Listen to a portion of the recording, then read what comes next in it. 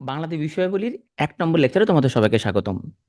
আজকে আমরা পড়ব প্রাচীন বাংলার ইতিহাস এবং স্থাপত্য। তো ১ম লেকচারটা শুরু করার আগে দেখে আসি যে বিসিএস প্রিলির সিলেবাসটা কি? বিসিএস প্রিলিতে সাধারণ জ্ঞানের টোটাল নাম্বার হচ্ছে যে ৫০। সে ৫০ এর মধ্যে বাংলাদেশ বিষয়াবলী হচ্ছে ৩০ আর আন্তর্জাতিক বিষয়াবলী হচ্ছে ২০। টোটাল ৫০। এখন এই বাংলাদেশ বিষয়াবলী ৩০ এর মধ্যে কিন্তু আবার একটা পিএসসির একটা নম্বর ডিস্ট্রিবিউশন আছে। যেমন বাংলাদেশের জাতীয় বিষয়াবলী হচ্ছে ৬ নম্বর। কৃষি থেকে ৩, জনসংখ্যা থেকে ৩, অর্থনীতি থেকে ৩, শিল্প বাণিজ্য থেকে হচ্ছে ৩, সংবিধান থেকে ৩, রাজনৈতিক ব্যবস্থা থেকে ৩, সরকার ব্যবস্থা থেকে ৩ এবং মানুষের জাতীয় অর্জন খেলাধুলা এগুলো থেকে আর হচ্ছে যে ৩ নম্বর। ১ নম্বর হচ্ছে এই সিলেবাসটা হচ্ছে যে চেঞ্জ হইতে পারে কিনা এখানের মধ্যে? হ্যাঁ পারে, চেঞ্জ তো হইতে পারে। সামনে কি হবে আমরা সেটা জানি না। যদি চেঞ্জ হয়ে কোনো নতুন কোনো টপিক যদি এড হয় সেটা আমরা পড়াবো। আর যদি কোনো টপিক এড না হয় এটাই থাকে তাহলে আমরা যা পড়ি তাই থাকবে। এখন টপিক যদি চেঞ্জ না হয় যে এরকম থেকে গেল, সিলেবাস এরকম থাকলো, এটার ভিতরে আমাদের আম এখানে পড়া কিছু চেঞ্জ হবে কিনা আগের থেকে? হ্যাঁ, কিছু পড়া বাড়বে তোমার এখানের মধ্যে। কিছু পড়া বাড়বে এইজন্য এখন আমাদের ইতিহাসটা যেভাবে বানানো হইছে, এটা দেখলে তোমার মনে হবে যেন যে বঙ্গবন্ধু শেখ মুজিবুর রহমান উনি হচ্ছে যে ৭ মার্চের ভাষণের পরে উনি উনি নিজে হচ্ছে যে আ তোমার যুদ্ধের জন্য প্রস্তুতি নিচ্ছিলেন এবং মোটামুটি ৯ মাস উনি একলা যুদ্ধ করছে এবং উনি পারমাণবিক বোমা বানায় পাকিস্তান থেকে মারছে, বাংলাদেশ স্বাধীন হয়ে গেছে। উনি স্বাধীন করে দিছে। এরকম একটা বিষয় মনে হবে। এখানে তাজউদ্দিনের অবদান কোথায়? ভাসানীর অবদান কোথায়? এই জিনিসগুলো তুমি কোনোভাবে বুঝতে পারবা না। বা আমাদের এই যে আমরা স্বাধীন হওয়া দরকার, আমরা আলাদা হওয়া দরকার, এইসব চিন্তাভাবনা কোত্থেকে আসছে? তো মনে হবে যে এটা শেখ মুজিবুর রহমান ১ম এই চিন্তাভাবনা আনছে। যে উনি মনে হয় প্রবর্তক যে আমরা স্বাধীন হয়ে যাবো। এরকম তোমার মনে হবে পড়লে। তুমি এখানে সিরাজুল আলম খান নামে কোনো ব্যক্তির নাম কোথাও পাবা না ইতিহাসে। ইতিহাসে কোথাও সিরাজুল আলম খান নামক কোনো ব্যক্তির কোনো নাম নাই এখানের মধ্যে, হ্যাঁ? এরকম জিনিসগুলো তুমি জানবা না। নিউক্লিয়াস নামে কোনো টার্ম তুমি এখানের মধ্যে তুমি শুনবা না এখানের মধ্যে। তো ইতিহাসটা এমনভাবে সাজানো হইছে, যেহেতু ইতিহাসগুলো পড়ালেখা হইছে, সো এখানের মধ্যে আগের অনেকের এখানের মধ্যে ইতিহাস সবসময় বিজয়ীর ভাষায় লেখা হয়। যে যখন বিজয়ী, যে যখন ক্ষমতায় থাকে তার ভাষায় লেখা হয়। এরকম একটা সেন্স তোমার হচ্ছে মনে হবে। এখন আমরা যখন যেহেতু এখানে একটা পরিবর্তিত পরিস্থিতি, তোমাকে এখন কিন্তু ভাষা নিয়ে পড়া লাগবে। তোমাকে সিরাজুল আলম খানও ভালো করে পড়া লাগবে। তোমাকে নিউক্লিয়াসও পড়া লাগবে। তোমাকে তাজউদ্দিনও পড়া লাগবে। এবং আমাদের মুক্তিযুদ্ধে কার কি অবদান এই জিনিসগুলো তোমাকে ভালো করে পড়া লাগবে। এখন মুক্তিযুদ্ধ শুনলে মনে হয় যেন আওয়ামী লীগ একলাই মনে হয় যুদ্ধ করছে এখানের মধ্যে। আর মনে কেউ মনে হয় যুদ্ধ করে না এখানে, হ্যাঁ? তো এখানের মধ্যে তোমার আমাদের একটা মুক্তিযুদ্ধ তো এখানে এটা একটা গণযুদ্ধ। এখানে অনেক রকম স্টেক হোল্ডার ছিল। এখানে সব স্টেক হোল্ডারকে তোমাকে একটা এখানে একটা মোটামুটি একটা বার্ডস আই ভিউ মানে তুমি মোটামুটি একটু আইডিয়া আছে তোমার সবকিছু সম্পর্কে। তুমি যে অনেক ইতিহাসবিদ হয়ে যাবে এরকম না। কিন্তু তোমার একটা বার্ডস আই ভিউ তোমার এখানে ইতিহাসের উপরে থাকা লাগবে। এভাবে অতিরিক্ত কিছু পড়া তোমার এড হবে। এখন আরেকটা প্রশ্ন হচ্ছে যে সংবিধান এখানের মধ্যে রিরাইট হইতে পারে কিনা? হ্যাঁ, হইতে পারে। অলরেডি সংবিধান নতুন করে লেখার জন্য বিভিন্ন মহলে তোমরা জানো আলী রিয়াজ উনি একটা ওনার একটা কনফারেন্স করলো না, কনফারেন্স তাই না? আলী রিয়াজ তো উনি একজন তোমার হচ্ছে যে ইউএসএ থাকেন অধ্যাপক এবং উনি খুব ভালো রাজনৈতিক বিশ্লেষক এবং পলিটিক্যাল সায়েন্সের অধ্যাপক। তো ওনারা দাবি তুলতেছে যে নতুন সংবিধান আমাদের নতুন সংবিধান লিখতে হবে। এরকম যদি কোনো কিছু হয় সামনে, যদি হয় এরকম কিছু যদি হয় এরকম, তাহলে তুমি সেটা তোমাকে পড়তে হবে এবং সেটা সবাইকে পড়তে হবে। যেহেতু এটা সবাইকে পড়তে হবে, সুতরাং এখানে তোমার আলাদা করে টেনশন করার দরকার নাই। তুমিও পড়বা বাংলাদেশে। এরকম না যে নতুন করে কিছু আসলে শুধু তুমি একলা পড়বা। আর কোনো বিসিএস ক্যান্ডিডেট পড়া লাগতেছে না, না। যদি ৩.৫ লাখ পরীক্ষার্থী যদি পরীক্ষা দেয়, তুমিও পড়া লাগবে, ওরাও পড়া লাগবে। তাহলে তুমি বেহুদে টেনশন করার দরকার না যে ভাই সংবিধান যদি চেঞ্জ হয় তাহলে কি হবে? আমরা তাহলে কি করবো? ভাই তুমি পড়া লাগবে, ওরাও পড়া লাগবে, সবাই পড়া লাগবে। সুতরাং এখন বেহুদা কোনো টেনশন করার দরকার নাই। ওকে? বেহুদা কমেন্ট করার দরকার নেই এখন। আমি কি বলি মনোযোগ দিয়ে শুনো, হ্যাঁ? তুমি পরে কোশ্চেন করতে পারবা।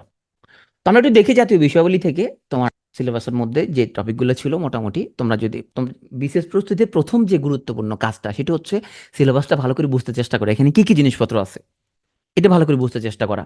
তা জাতীয় বিষয়াবলী থেকে আমাদের প্রাচীনকাল থেকে সমসাময়িককালের ইতিহাস এটা তোমাকে মোটামুটি এখান থেকে তোমার আইডিয়া থাকতে হবে। তো সমসাময়িককালের ইতিহাসের মধ্যে এখানে একটা ব্যাপার যে এখন যারা চাকরির পরীক্ষা দিবে ওদেরকে কিন্তু তোমার আমাদের আম, আম, এখন যে আহ, নতুন করে যে তোমার হচ্ছে সরকার ফর্ম হলো, হ্যাঁ, এই বিষয়গুলো নিয়ে তোমাকে পড়াশোনা করা লাগবে, আইডিয়া লাগবে তোমার।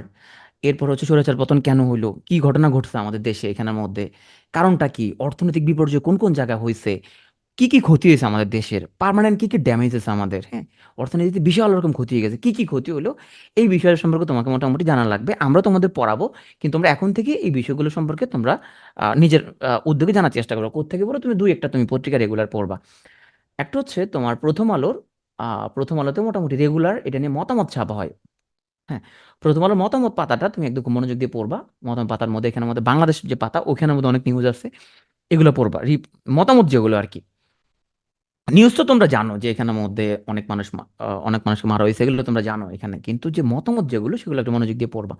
আরেকটা পত্রিকার মতামত পাতা তোমরা ফলো করো, সেটা হলো টিভিএস এর মতামত পাতাটা ফলো করবা, দ্য বিজনেস স্ট্যান্ডার্ড। হ্যাঁ, টিভিএস এর যে বাংলা ভার্সনটা খুব ভালো, টিভিএস এর বাংলা ভার্সন থেকে মতামতগুলো এখন এখন থেকে সবসময় পড়বা, তাহলে তোমার একটা কনসেপ্টটা গ্রো করবে। নালে পরে যেটা হবে, তুমি সামনে যদি কোনো প্রিলি পাস করো, তুমি যখন হঠাৎ করে রিটেন দিতে যাবা, এখন তোমাকে যদি বলা হয় যে তোমার হচ্ছে 24-এর এখানে ছাত্র আন্দোলন সম্পর্কে বা বৈষম্য বিরোধী আন্দোলন সম্পর্কে লিখুন, এখন তুমি হঠাৎ করে আসমান থেকে বলবা, কিরে আমি তো 24-এর বৈষম্য বিরোধী আন্দোলন তো পড়ি নাই ভালো করে, তাহলে আমি কেমনে লিখবো? তুমি আসমান থেকে বলবা। তোমাকে যদি হঠাৎ করে বলা হয় যে এখানের মধ্যে যে এখানে 24-এর বৈষম্য বিরোধী আন্দোলনের স্বৈরাচার পতনের কারণগুলো কি বিশ্লেষণ করেন, হঠাৎ তুমি আসমান থেকে বলবা, কিরে আমি কোথেকে লিখবো, আমি তো পড়ি না এগুলা। এখন ওগুলা বললে কিন্তু হবে না। তো এই যে নতুন টপিকগুলো, এটা তোমাকে যেরকম পড়তে হবে, আরো 3.5 লাখ ক্যান্ডিডেট ওদেরকে পড়তে হবে, বিশেষ করে যারা সামনে রিটেন দিবা। আর এখানে যদি 46-এ রিটেন কেউ আসো এখানের মধ্যে, 46-এ রিটেন কেউ আসো এখানে, 46-এর লিখিত কেউ আসো আমাদের এখানে, আচ্ছা যদি থাকো, আচ্ছা আসো।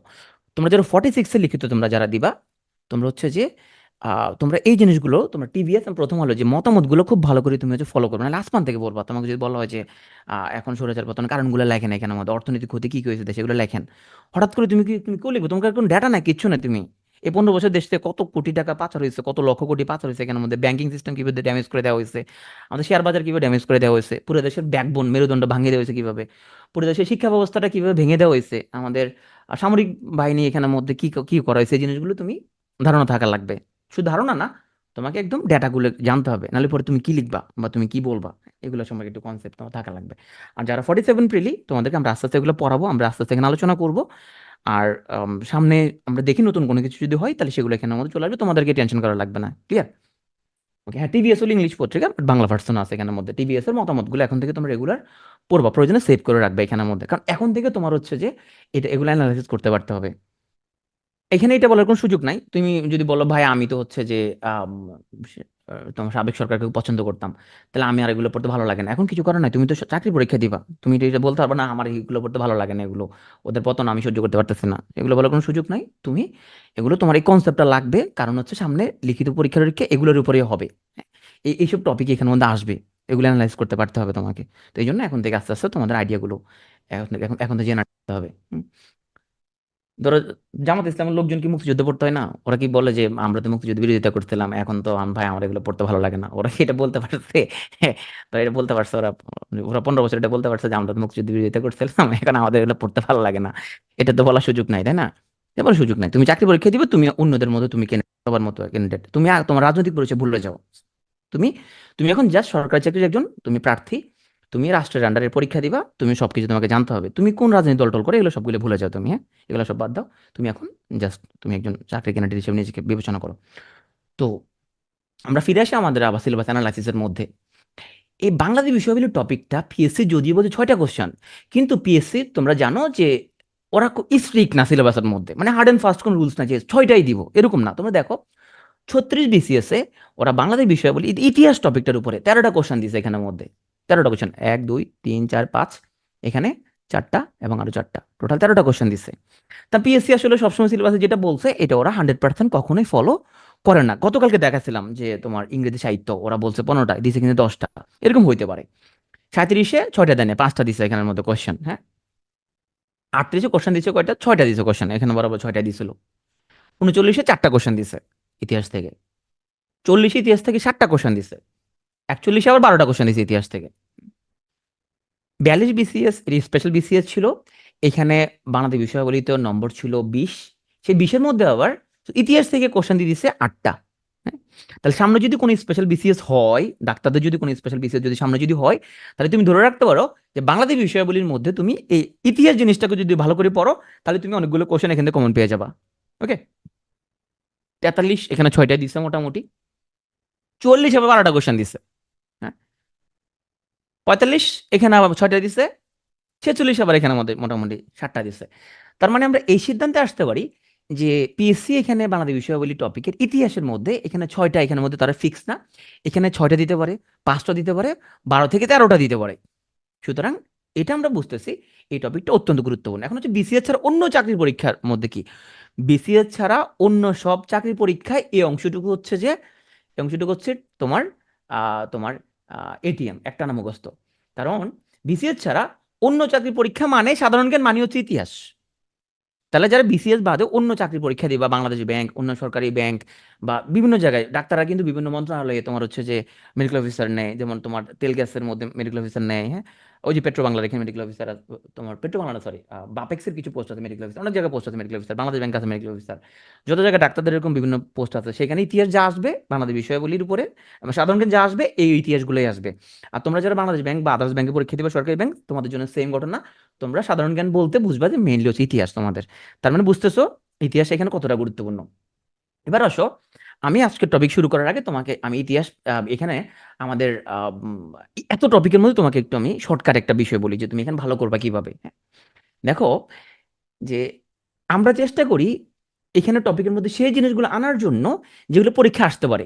তুমি দেখবে এক কথা আমি 100 বার বলবো, এক কথা ক্লাসের মধ্যে অসংখ্যবার রিপিট করবো, অসংখ্যবার রিপিট করতে করতে তোমার কানের মধ্যে কান ঝালাপালা হয়ে যাবে। হ্যাঁ, ওই একই কথা আবার ডেইলি এক্সামে তোমাকে দিব, একই প্রশ্ন আবার তোমাকে আমরা উইকলি এক্সাম দিব, একই প্রশ্ন আমরা সাবজেকশনালে দিব, একই প্রশ্ন মডেল টেস্টে দিব। এইভাবে তুমি একই জিনিস বারবার বারবার বারবার পড়তে পড়তে তোমার মধ্যে একটা পার্মানেন্ট মেমোরি তোমার মধ্যে ডেভেলপ করবে। হ্যাঁ, এখানে তোমরা অনেকে ইতিহাসবিদ হইতে আসো নাই, বা তুমি অনেক আসলে ইতিহাসবিদ তোমার পক্ষে এখন এখানে এত কম সময় হওয়া সম্ভব না। এখানে চাকরির পরীক্ষা পাশ করার জন্য তোমার যতটুকু ইনফো দরকার অতটুকু ইনফো তোমাকে আমরা এখানে পড়াই দিব। কিন্তু এখানে আমরা তোমাকে রাজনৈতিক বিশ্লেষক বা ইতিহাসবিদ বানানো কোনোভাবেই পসিবল না। তোমরা প্রথমে যে কাজটা করবা, পিটিএ স্লাইডে আর কোশ্চেন ব্যাংকে যা যা আছে এগুলো পড়ে ফেলবা। এগুলো যদি তোমার পড়া হয়, এইবার তোমার টাইম ম্যানেজ করতে পারলে অন্য কোনো বই পড়ো। আর ডাক্তাররা পিটিও যা পড়াইছে এইটুকুর উপরে থাকলেই সকল আলহামদুলিল্লাহ। যারা ডাক্তার ওরা হচ্ছে যেহেতু অন্য কোনো চাকরি পরীক্ষা দিবে না, মেনলি বিসিএস প্রিলি দিবে, তুমি পিটিওতে কিনা স্লাইডে যা যা আছে এগুলো তুমি ঠাড়া মুখস্থ করে ফেলো। এবং এখানে লেকচার বুকে যা আছে, আমাদের স্লাইডে যা আছে, কোশ্চেন ব্যাংকে যা আছে, এগুলো তুমি পড়ে ফেলো। এতটুকু পড়া তোমার জন্য এনাফ। এগুলো পড়ার পর তোমার সময় থাকলে তুমি অন্য বইটা তুমি হচ্ছে যে পড়ো। এইটুকু তোমার আগে শেষ করে ফেলতে হবে। এবং আমরা হুবহু আমাদের কোশ্চেন ব্যাংক থেকে অনেক কোশ্চেন দিব ডেইলি এক্সামে, উইকলি এক্সামে, তারপর তোমার মডেল টেস্টে হুবহু কোশ্চেন দিব, যাতে করে তোমার একই জিনিস তোমার বারবার পড়তে পড়তে পড়তে পড়তে পড়তে পড়তে তোমার পার্মানেন্ট মেমোরি হয়ে যায়। তো চলো আজকে আমরা শুরু করবো বাঙালি জাতির উদ্ভব, যে আমরা কোত্থেকে আসলাম, আমাদের পূর্বপুরুষ কারা, কিভাবে আমরা এই অবস্থায় আসলাম। হ্যাঁ, সমগ্র বাঙালি জাতিকে মোটা দাগে দুভাগে ভাগ করা যায়। দেখো, আমাদের যদি স্কিন কালারের দিকে তুমি তাকাও, তাহলে আমরা হচ্ছে কেউ ফর্সা, কেউ হচ্ছে যে কালো, কেউ হচ্ছে যে তোমার কালো, অবশ্যই আমাদের মায়েরা বলে না, বলে যে শ্যামলা। তো ধরো কেউ যদি কুচকুচে কালো হয়, তখন তার আম্মা বলে যে আমার ছেলেটা খুব উজ্জ্বল শ্যামলা, কারণ মায়েরা সাধারণত ছেলে মেয়েদেরকে তোমার এই বলে না, কয় উজ্জ্বল শ্যামলা। তো আমাদের এখানে বিভিন্ন রকম কালার আছে। এই যে এত অসংখ্য কালার আমাদের মধ্যে, এগুলো কিভাবে হয়েছে? এই যে এত বৈচিত্র্য এখানের মধ্যে হলে কিভাবে এখানে, হ্যাঁ, ব্রাউনি বলে, হ্যাঁ, কারণ আমাদের এখানে বিভিন্ন রকম জাতিগোষ্ঠীর মানুষের এখানে মিশ্রণ আছে, বিভিন্ন রকম ব্লাডের মিশ্রণ আছে এখানের মধ্যে। হুম, আমাদের পূর্বপুরুষ নির্দিষ্ট কোনো জাতিগোষ্ঠী না, একটা জাতিগোষ্ঠী না এখানের মধ্যে, এখানে আমরা অনেক জাতিগোষ্ঠীর ব্লাড বা জেনেটিক ম্যাটেরিয়াল বা ক্রোমোজোম আমরা ক্যারি করতেছি। Okay? তোমরা ইউভাল নোয়া হারারির স্যাপিয়েন্স বইটা কি পড়ছো? নোয়া হারারির স্যাপিয়েন্স, যদি কেউ খুব ফ্রিক হও বই পড়ো, তোমরা নোয়া হারারির স্যাপিয়েন্স বইটা পড়তে পারো। স্যাপিয়েন্স বইটা পড়লে তুমি মোটামুটি এই যে মানব জাতি কোত্থেকে আসছে, কেমনে আসছে, হ্যাঁ, আহ, তুমি খুব সুন্দর একটা গল্পের মতো একটা আইডিয়া পাবা। স্যাপিয়েন্স বইটা পড়তে পারো, এটা মানে বাংলা অনুবাদে মনে বেড়েছে, নীলখাতা মনে পাওয়া যায়, অথবা তুমি ইউটিউবে সামারি শুনতে পারো। এটার খুব মজার একটা বই, পড়তে পারো যারা ইতিহাস টাইপের বই পড়ো। তো এখন আমরা বাঙালি জাতি মোটা দাগে দুভাগে ভাগ করব। একটা হচ্ছে যে আর্যরা আসার আগে, আর একটা হলো আর্যরা আসার পরে অবস্থা। তাহলে আর্যরা আসার আগে ওদেরকে আমরা বলি যে, এই নামগুলো আর্যরা দিচ্ছে, যে অনার্য বা আর্য পূর্ব জনগোষ্ঠী বা প্রাক আর্য। আর আর্যরা আসার পরে তো আর্য জনগোষ্ঠী হয়ে গেল, ওরা সব দখল করে ফেলছে। এই প্রাক আর্যের মধ্যে কারা কারা ছিল আমরা একটু দেখি। এই প্রাক আর্যের মধ্যে আসলে এরকম 4 ধরনের গোষ্ঠী ছিল। কি কি ছিল? নেগ্রিটো, অস্ট্রিক, দ্রাবিড়, ভুরচিনীয়। এই 4 ধরনের জাতিগোষ্ঠী ছিল আর্যরা আসার আগে। এখন দেখি এই 4 ধরনের জাতিগোষ্ঠীর সাথে আর্যরা মিশে কিভাবে বাঙালি হইলো, আমরা এখন একটু দেখব। প্রথম আসো আমরা আগে অস্ট্রিক নিগ্রিটোদের পড়ি। আবার বলি আমি, এখানে আমি তোমাদের ইতিহাসবিদ জ্ঞানী কোনো কিছু বানানো সম্ভব না একটা লেকচারের মধ্যে। আমরা এখানে একটা সরকারি চাকরির পরীক্ষার জন্য পড়তেছি মূলত, এবং বিভিন্ন চাকরিতে অ্যাটেন্ড করার জন্য। কিন্তু এখানে এত ডিটেলসে আমরা এখানে ইতিহাস আমরা পড়াবো না, তোমার পরীক্ষার জন্য যেটুকু লাগবে ওটুকু তোমার মূলত এখানে পড়ানো হবে, ক্লিয়ার? কিন্তু তুমি যদি নিজ দাগির দাগির যদি ইতিহাস জানতে চাও, তাহলে তোমাকে আর অনেক বই পুস্তক পড়ে তুমি আস্তে আস্তে ইতিহাসগুলো তুমি জানতে পারো। তো এই যে নেগ্রিটো, এরা হচ্ছে এই ভূখণ্ডের প্রথম জনগোষ্ঠীর নাম। এরা ছিল ব্ল্যাক, এরা ছিল ব্ল্যাক। এরা ছিল এই ভূখণ্ডের প্রথম জনগোষ্ঠীর নাম, নাম হচ্ছে নেগ্রিটো। এই নেগ্রিটো, ওদের কোনো বংশধর এখন বাংলাদেশে আছে কিনা? হ্যাঁ, এই নেগ্রিটোদের বংশধর কিন্তু বাংলাদেশে আছে। কারা কারা? ভিল, সাঁওতাল, হাঁড়ি বা মুন্ডা, এরা হচ্ছে মূলত নেগ্রিটোদের বংশধর। এই নেগ্রিটোদের আদি নিবাস ছিল মূলত যশোর, সুন্দরবন, ময়মনসিংহের দিকে। দেখো মুন্ডা জাতিগোষ্ঠীর মানুষ কিন্তু সুন্দরবনে পাওয়া যায়, মুন্ডা, হাঁড়ি, হ্যাঁ, এই সুন্দরবনে পাওয়া যায়। সাঁওতালরা অবশ্য সুন্দরবনে না। ওকে। তো এখানে আমরা দেখব যে নেগ্রিটো ওরা এখানে বসবাস করতেছিল। ওরা প্রিমিটিভ টেকনোলজি ব্যবহার করতো। ওরা এখানের মধ্যে ওরা এখানে শিকার করতো। ওরা শিকার টিকার করে এখানে টিকে আছে, হ্যাঁ। এখন দেখবো এদের চেয়ে আরেকটু এদের দক্ষ কোনো জাতিগোষ্ঠী এখানে আসছে কিনা। আমরা দেখব যে নেগ্রিটোদের থেকেও আরেকটু অ্যাডভান্স জাতিগোষ্ঠী হলো অস্ট্রিক, হ্যাঁ। এরা কোত্থেকে আসছে? এরা ইন্দোচীন থেকে আসছে। ইন্দোচীন মানে কিন্তু চীন হচ্ছে ওই যে ভিয়েতনাম, লাওস, কম্বোডিয়া, ওগুলো, হ্যাঁ, দক্ষিণ পূর্ব এশিয়া। দেখো অস্ট্রিক নামটা শুনলে মনে হয় যেন অস্ট্রেলিয়া থেকে আসছে, তাই না? আসলে আদি অস্ট্রেলীয়দের সাথে এই অস্ট্রিক জাতিগোষ্ঠী একটু মিল আছে। এই জন্য বলা হয় অস্ট্রিক জাতিগোষ্ঠী। নট নেসেসারিলি তারা অস্ট্রেলিয়া থেকে আসছে এরকম না, মনে থাকবে। এরা আসছে কোথেকে? ইন্দোচীন থেকে আসছে। এবং আসা ওরা নেগ্রিটোদেরকে পরাজিত করছে। নেগ্রিটোরা একটু প্রিমিটিভ টেকনোলজি ব্যবহার করতে, এদের মতো এতটা দক্ষ ছিল না। তাহলে অস্ট্রিকদের আদি নিবেশ কোথায়? ইন্দোচীন। এইখানে স্টারের মধ্যে যতগুলো লাইন পাইতেছো, এই সবগুলো লাইন হচ্ছে 1 কোটি স্টার। এখানে তোমাকে অতিরিক্ত কোনো কিছু পড়ানো হবে না। তুমি যদি শুধুমাত্র যে এইটুকু যদি তুমি পড়ো, তা যে কোনো পরীক্ষা তুমি ভালো করতে পারবা। তাহলে এখানে যতগুলো লাইন লেখা আছে, ভাববা যে লাইন নিশ্চয়ই এটার পিছনে মাহাত্ম আছে। মাহাত্ম আছে, নাহলে এই লাইনটা এখানে কেন দিছে, হ্যাঁ? তাহলে অস্ট্রিকরা আসছে করতে কিন্তু চীন থেকে আসছে। এই অস্ট্রিকরা এখানে আইসা প্রথম কৃষিকাজ শুরু করছে। ও নেগ্রিটোরা ওরা শিকার টিকার করতো। অস্ট্রিকরা সেখানে কৃষিকাজ শুরু করে দিল। তাহলে প্রশ্ন আসতে পারে যে প্রথম কৃষিকাজ শুরু করে কে? উত্তর, অস্ট্রিকরা। এই অস্ট্রিক গোষ্ঠী থেকেই বাঙালি জাতির প্রধান অংশ গড়ে উঠছে বলে মনে করা হয়। আমরা কৃষিজীবী, হ্যাঁ, আমরা চাষবাস করি আমরা। তাইলে এই বাঙালি জাতির প্রধান অংশ গড়ে উঠছে কোথেকে? অস্ট্রিক জাতি গোষ্ঠী থেকে। এই অস্ট্রিক জাতিকে নিষাদ জাতি গোষ্ঠী নামে অভিহিত করা হয়। দেখো এই অস্ট্রিকরা, এদের অবদানগুলো কি কি আমরা একটু সংক্ষেপে একটু জানি। অস্ট্রিকরা যেহেতু এখানে কৃষিকাজ শুরু করছে, তাইলে ওদের অবদানগুলো কৃষি রিলেটেড। তাহলে কৃষিকাজের জন্য এই যে লাঙ্গলের যে ব্যবহার, এই লাঙ্গলরা কিন্তু অস্ট্রিকরাই তৈরি করছিল। এটা কৃষিকাজের পাশাপাশি এরা মাছ টাছে ধরতো। এবং ওর হচ্ছে যে এদের মধ্যে এদের একটা বিশাল অংশ অরণ্যে, বন জঙ্গল ওরা জীবনযাপন করতো। তার মানে আমরা বলতে পারি যে আমার গ্রামীণ যে সভ্যতা, এই গ্রামীণ সভ্যতার স্রষ্টা হচ্ছে মূলত অস্ট্রিকরা। এবার আমরা দেখবো আরেকটা জাতিগোষ্ঠী।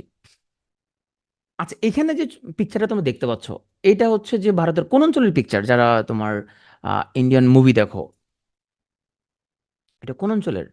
এটা সাউথের দিকের ছবি, তাই না? তামিলনাড়ুর দিকের পিকচার, তাই না? দ্রাবিড়রা মূলত, দ্রাবিড় জাতি, এরা ছিল মূলত দক্ষিণ ভারতের আদি অধিবাসী। এবং তারা হচ্ছে যে সিন্ধু সভ্যতা সৃষ্টি করে এখানে। তবে দ্রাবিড় জাতি ওরা কিন্তু আসছিল ভূমধ্যসাগরীয় অঞ্চল থেকে। তাহলে আমাদের এখানে শুরু ছিল টিটো। ওদেরকে উৎখাত করলো হচ্ছে অস্ট্রিকরা, ওদেরকে দখল করে ফেললো। এবার আমরা দেখব নতুন একটা জনগোষ্ঠী, তারা হচ্ছে দ্রাবিড়, যারা দক্ষিণ ভারত থেকে আসছে। এই দ্রাবিড়রা আয়সা অস্ট্রিকদের সাথে মিশে গেল। এদের সাথে বিয়ে শাদী করা, এদের সাথে মিশে গেল। এই দ্রাবিড়রা এরা অনুপ্রবেশকারী হিসেবে খ্যাত। দক্ষিণ ভারত থেকে তারা আসছে। এখন দ্রাবিড়দের অবদান কি কি? গ্রামীণ সভ্যতা কারা সৃষ্টি করছে বলতো? গ্রামীণ কারা সৃষ্টি করছে? যে লাঙ্গল, কৃষিকাজ, এর কারা সৃষ্টি করছে? গ্রামীণ সভ্যতা কারা সৃষ্টি করছে? গ্রামীণটা অস্ট্রিকরা। তাহলে সভ্যতা সৃষ্টি করছে অস্ট্রিকরা। আর দ্রাবিড়রা তারা তো সিন্ধু সভ্যতা বানায় আসছে ওখানে। তো নিশ্চয়ই আমাদের এখানে তারা এই ধরনের কোনো মডার্ন কোনো সিস্টেম চালু করবে। তাইলে দ্রাবিড় জনগোষ্ঠী এখানে নগর সভ্যতার প্রচলন করছে। এই যে আমাদের শহুরে যে সভ্যতা, তাহলে এই নগরটা এটা সৃষ্টি করছে মূলত দ্রাবিড় জাতিগোষ্ঠী। এখন আসো আমরা আমাদের আর্যপ্রব জনগোষ্ঠীর মধ্যে সর্বশেষ জাতিগোষ্ঠীর হচ্ছে ভর্চিনীয় বা মঙ্গোলীয়। এদের আদি নিবেশ ইন্দোচীন এবং তিব্বত অঞ্চল থেকে। তো এই ভর্চিনীয় বা মঙ্গোলীয়দের এদের উত্তরাধিকারী বা বংশধর কারা? আমাদের দেশের গারো, ত্রিপুরা, চাকমা, কোচ, মণিপুরী, এরা হচ্ছে মূলত মঙ্গোলীয় বা ভর্চিনীয়দের বংশধর।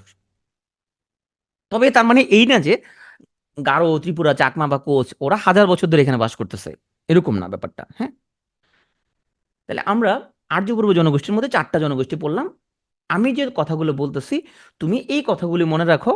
এখানের মধ্যে এই কথাগুলো তোমার না ভুললেই হবে।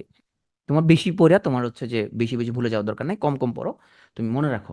তাহলে আর্যরা আসার আগে এখানে চার ধরনের লোকজন ছিল: নেগ্রিটো, অস্ট্রিক, দ্রাবিড়, ভর্চিনীয়। এখানে প্রথম কারা আসছে বলতো? তাহলে এখানে আদি কারা এখানের মধ্যে? সবার আগে কারা আসছে এখানের মধ্যে? সবার আগে কারা? সবার আগে এখানের মধ্যে কোনটা? নেগ্রিটো সবার আগে আসছে। ওকে, একটা একটা বৈশিষ্ট্য জানো জাস্ট। দেখো রিভিশন কিভাবে দিবে দেখো। তুমি যখন 4-5 পেজ পড়ে ফেলবা তখন তুমি রিভিশন নিজে মনে মনে রিভিশন দিবা। শোনো, বিসিএস প্রিলি হচ্ছে মূলত রিভিশনের খেলা। বিসিএস প্রিলির মধ্যে রিভিশনের খেলা। তুমি অনেক পড়লা, রিভিশন দিতে পারলা না, কোনো লাভ নাই। বিসিএস প্রিলি, ডাক্তারদের তোমার হচ্ছে রেসিডেন্সি, সবগুলো রিভিশন। তুমি যেহেতু হলো মুখস্থ বিদ্যা টাইপের জিনিসপত্র, তোমাকে বেশি রিভিশন দিতে হবে। তুমি 1 পেজ পড়বা আবার রিভিশন দিবা। চিন্তা করবা এটা কি বলতে পারতেছে কিনা। বাঙালি জাতির প্রধান অংশ কোথায় গড়ে উঠছে এখানে? কোথায় গড়ে উঠছে এখানে? অস্ট্রিক। নিষাদ কারা ছিল? নিষাদ কারা ছিল? অস্ট্রিকরা। নিষাদ মানে হচ্ছে যে তোমার ওদেরকে আর্যরা ওদের নিষাদ নাম দিছে। নিষাদ মানে বেদ বা চন্ডাল। হ্যাঁ, ওদেরকে আর্যরা ওদেরকে বলতো যে ওরা নিষাদ। হ্যাঁ, ওরা মাছ টাছ খায়। এখানে নগর সভ্যতা কারা সৃষ্টি করছে? নগর সভ্যতা আর্যরা, অস্ট্রিকরা হচ্ছে ওরা শিকার টিকার তো মাছ টাছও খাইতো ওরা। ওদেরকে বেদ বা চন্ডাল বলো বলে আমার নিষাদ অভিহিত করছে আর্যরা। আর্যরা বলতো যে অনার্য, বলতো যে তোমার রাক্ষস, হ্যাঁ, অশিক্ষিত মূর্খ, এগুলো এগুলো বলতো। দ্রাবিড়রা সৃষ্টি করছে। ওকে। আর আমাদের এখানের মধ্যে এই চারটা জাতিগোষ্ঠীর মধ্যে সবার শেষে কারা আসছে? ভর্চিনীয় বা মঙ্গোলীয়রা। তাহলে এই জিনিসটা পড়তে তোমার সর্বোচ্চ 2 মিনিট লাগবে। তাহলে শেষ তোমার এখানের মধ্যে রিভিশন দেওয়া দেওয়া শেষ তোমার। যে তোমার ভিল, সাঁওতাল, হাড়ি মুন্ডাদের পূর্বপুরুষ কারা? উত্তর নেগ্রিটো। নেগ্রিটোদের তোমার হচ্ছে যে ওদের আদি নিবাস কোথায় ছিল? যশোর, সুন্দরবন, ময়মনসিংহ। প্রশ্ন আসতে পারে নেগ্রিটোদের আদি নিবাস নয় কোথায়? যশোর, সুন্দরবন, ময়মনসিংহ, চট্টগ্রাম দিয়ে দিল। হ্যাঁ, কারণ তুমি চট্টগ্রামের মধ্যে নাই, নেগ্রিটো নাই। চট্টগ্রাম দেখো না, অনেক সবাই অনেক ফর্সা, উজ্জ্বল, অনেক সুন্দর, অনেক দেখো না। চট্টগ্রামে নেগ্রিটো করতে আসবে? চট্টগ্রাম মানুষ তো দেখো লম্বা, অনেক ফর্সা, সুন্দর অনেক। কি বলো? তাহলে এইভাবে তুমি বিভিন্নভাবে নিজের মনে প্রশ্ন করবা যে কি প্রশ্ন আসতে পারে, কি প্রশ্ন আসতে পারে, এইভাবে প্রশ্ন করে একটা আনসার দিবা। হ্যাঁ, যে অস্ট্রিক রাজনিবেশ কোথায়? চারটা অপশন দিল, তাহলে উত্তর হবে ইন্দোচীন। এভাবে তাহলে এটা পড়া হয়ে গেল। ডান। এবার আসো আর্যরা আসছে এখানের মধ্যে।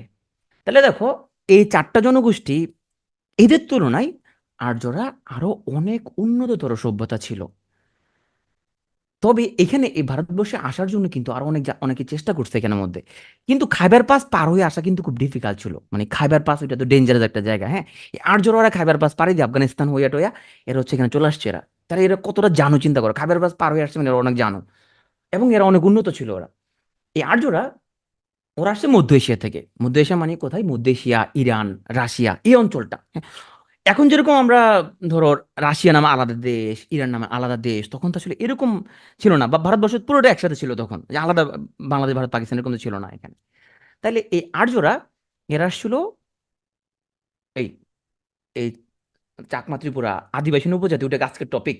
ওটা যখন জনসংখ্যা আসবে তখন হচ্ছে যে পড়াবো। হ্যাঁ, যখন তোমরা তৈমুর লোকের গল্পটা জানো? তৈমুর, তুমি হচ্ছে অনেক, সে অনেক যুদ্ধ মধ্যে হইয়া তোমার হচ্ছে যে সে তো অনেক কিছু ইয়ে করছিল, জয়টা করছে। তো বাগদাদ এসে হারিয়ে গেছে। সে হারিয়ে গেছে আর এক মহিলার কাছে আসছে। তোমার হচ্ছে যে সে মানে গরিবের ফকিরের ভাব ধরছে আর কি। তো সে বলছে আমাকে খাবার দেন। তো মহিলার গরম ভাত দিছে, গরম ভাত দিছে ওরে। গরম ভাত দেওয়ার পরে সে হচ্ছে যে তোমার কি করছে, সে মাঝখানে হাত ঢুকাই দিচ্ছে, ওর হাত পুড়ে গেছে। মহিলা বলে তুমি তো তৈমুরের মতো বোকা, তুমি মাঝখান থেকে খাওয়া শুরু করছো কেন? আরে ভাই, একদিক থেকে শুরু করছে ইতিহাস, আমরা আস্তে আস্তে আস্তে আস্তে আস্তে আস্তে কি হো আমরা এভাবে এভাবে সবাই আমরা কভার করে ফেলবো। হ্যাঁ, আজকে যা পড়তেছি তাতে থাকবো, নাহলে মাথার মধ্যে গ্যাঞ্জাম লেগে যাবে। আস্তে আস্তে সব পড়া শেষ হয়ে যাবে। ডিসিপ্লিন ডিসিপ্লিন মেনটেন করো, হ্যাঁ? আমার সাথে সাথে থাকো। তাহলে আর্যরা, ওরা আসছে কোথায়? মধ্য এশিয়া, ইরান, রাশিয়া থেকে। ওদের ধর্ম ছিল সনাতন ধর্ম। ধর্মগ্রন্থ হচ্ছে বেদ। ভাষা হচ্ছে ল্যাটিন, হিব্রু এবং জার্মান। এখন এই যে আর্যরা এখানে আসলো, আর্যরা এসে কি করছে? আর্যরা এসে এখানে যে জাতিগোষ্ঠী ছিল তাদের উপর আধিপত্য বিস্তার করছে। হুম? যেহেতু এরা উন্নততর সভ্যতা, তাহলে এদের উপরে আধিপত্য বিস্তার করছে এবং ওদের সাথে ওরা মিক্সও হয়ে গেছে। তাহলে এই যে সংকরায়ন হলো, আমাদের শুরু ছিল, আমাদের এখানে অস্ট্রিক ছিল, দ্রাবিড় ছিল, আবার আর্য আসলো, এদের মধ্যে মিক্স হয়ে গেল আমাদের এখন যে আমরা বাঙালি জাতি, এটা আসলে তোমার এরপর এখানে আরবরা আসছে, এখানের মধ্যে আরবরা আসছে, আরব রক্ত এখানে এসে মিশছে, হ্যাঁ, অনেক জাতিগোষ্ঠীর রক্ত মিশে আমরা একটা সংকর জাতি এখানের মধ্যে হচ্ছে যে বাঙালি হয়ে গেলাম, হ্যাঁ। অ্যানথ্রোপোলজিক্যালি কিন্তু বাংলা একটা প্রবলেমেটিক জাতি, হ্যাঁ। অ্যানথ্রোপোলজিক্যালি দেখবো যে কিছু প্রবলেম আছে বাংলা জাতির মধ্যে। তো দেখবো সবসময় এরা খুব বিশৃঙ্খল থাকে, এরা খুব মানে এরা কখনো মানে শৃঙ্খলার মতো থাকতে পারে না, এরা সবসময় বিশৃঙ্খল থাকে, এরা সবসময় গ্যাঞ্জাম করে এরা এখানের মধ্যে। এবং এই জনপদে যে গ্যাঞ্জামের উদ্ভব কখন থেকে, এটা তোমরা এখানের মধ্যে পড়বা, হ্যাঁ।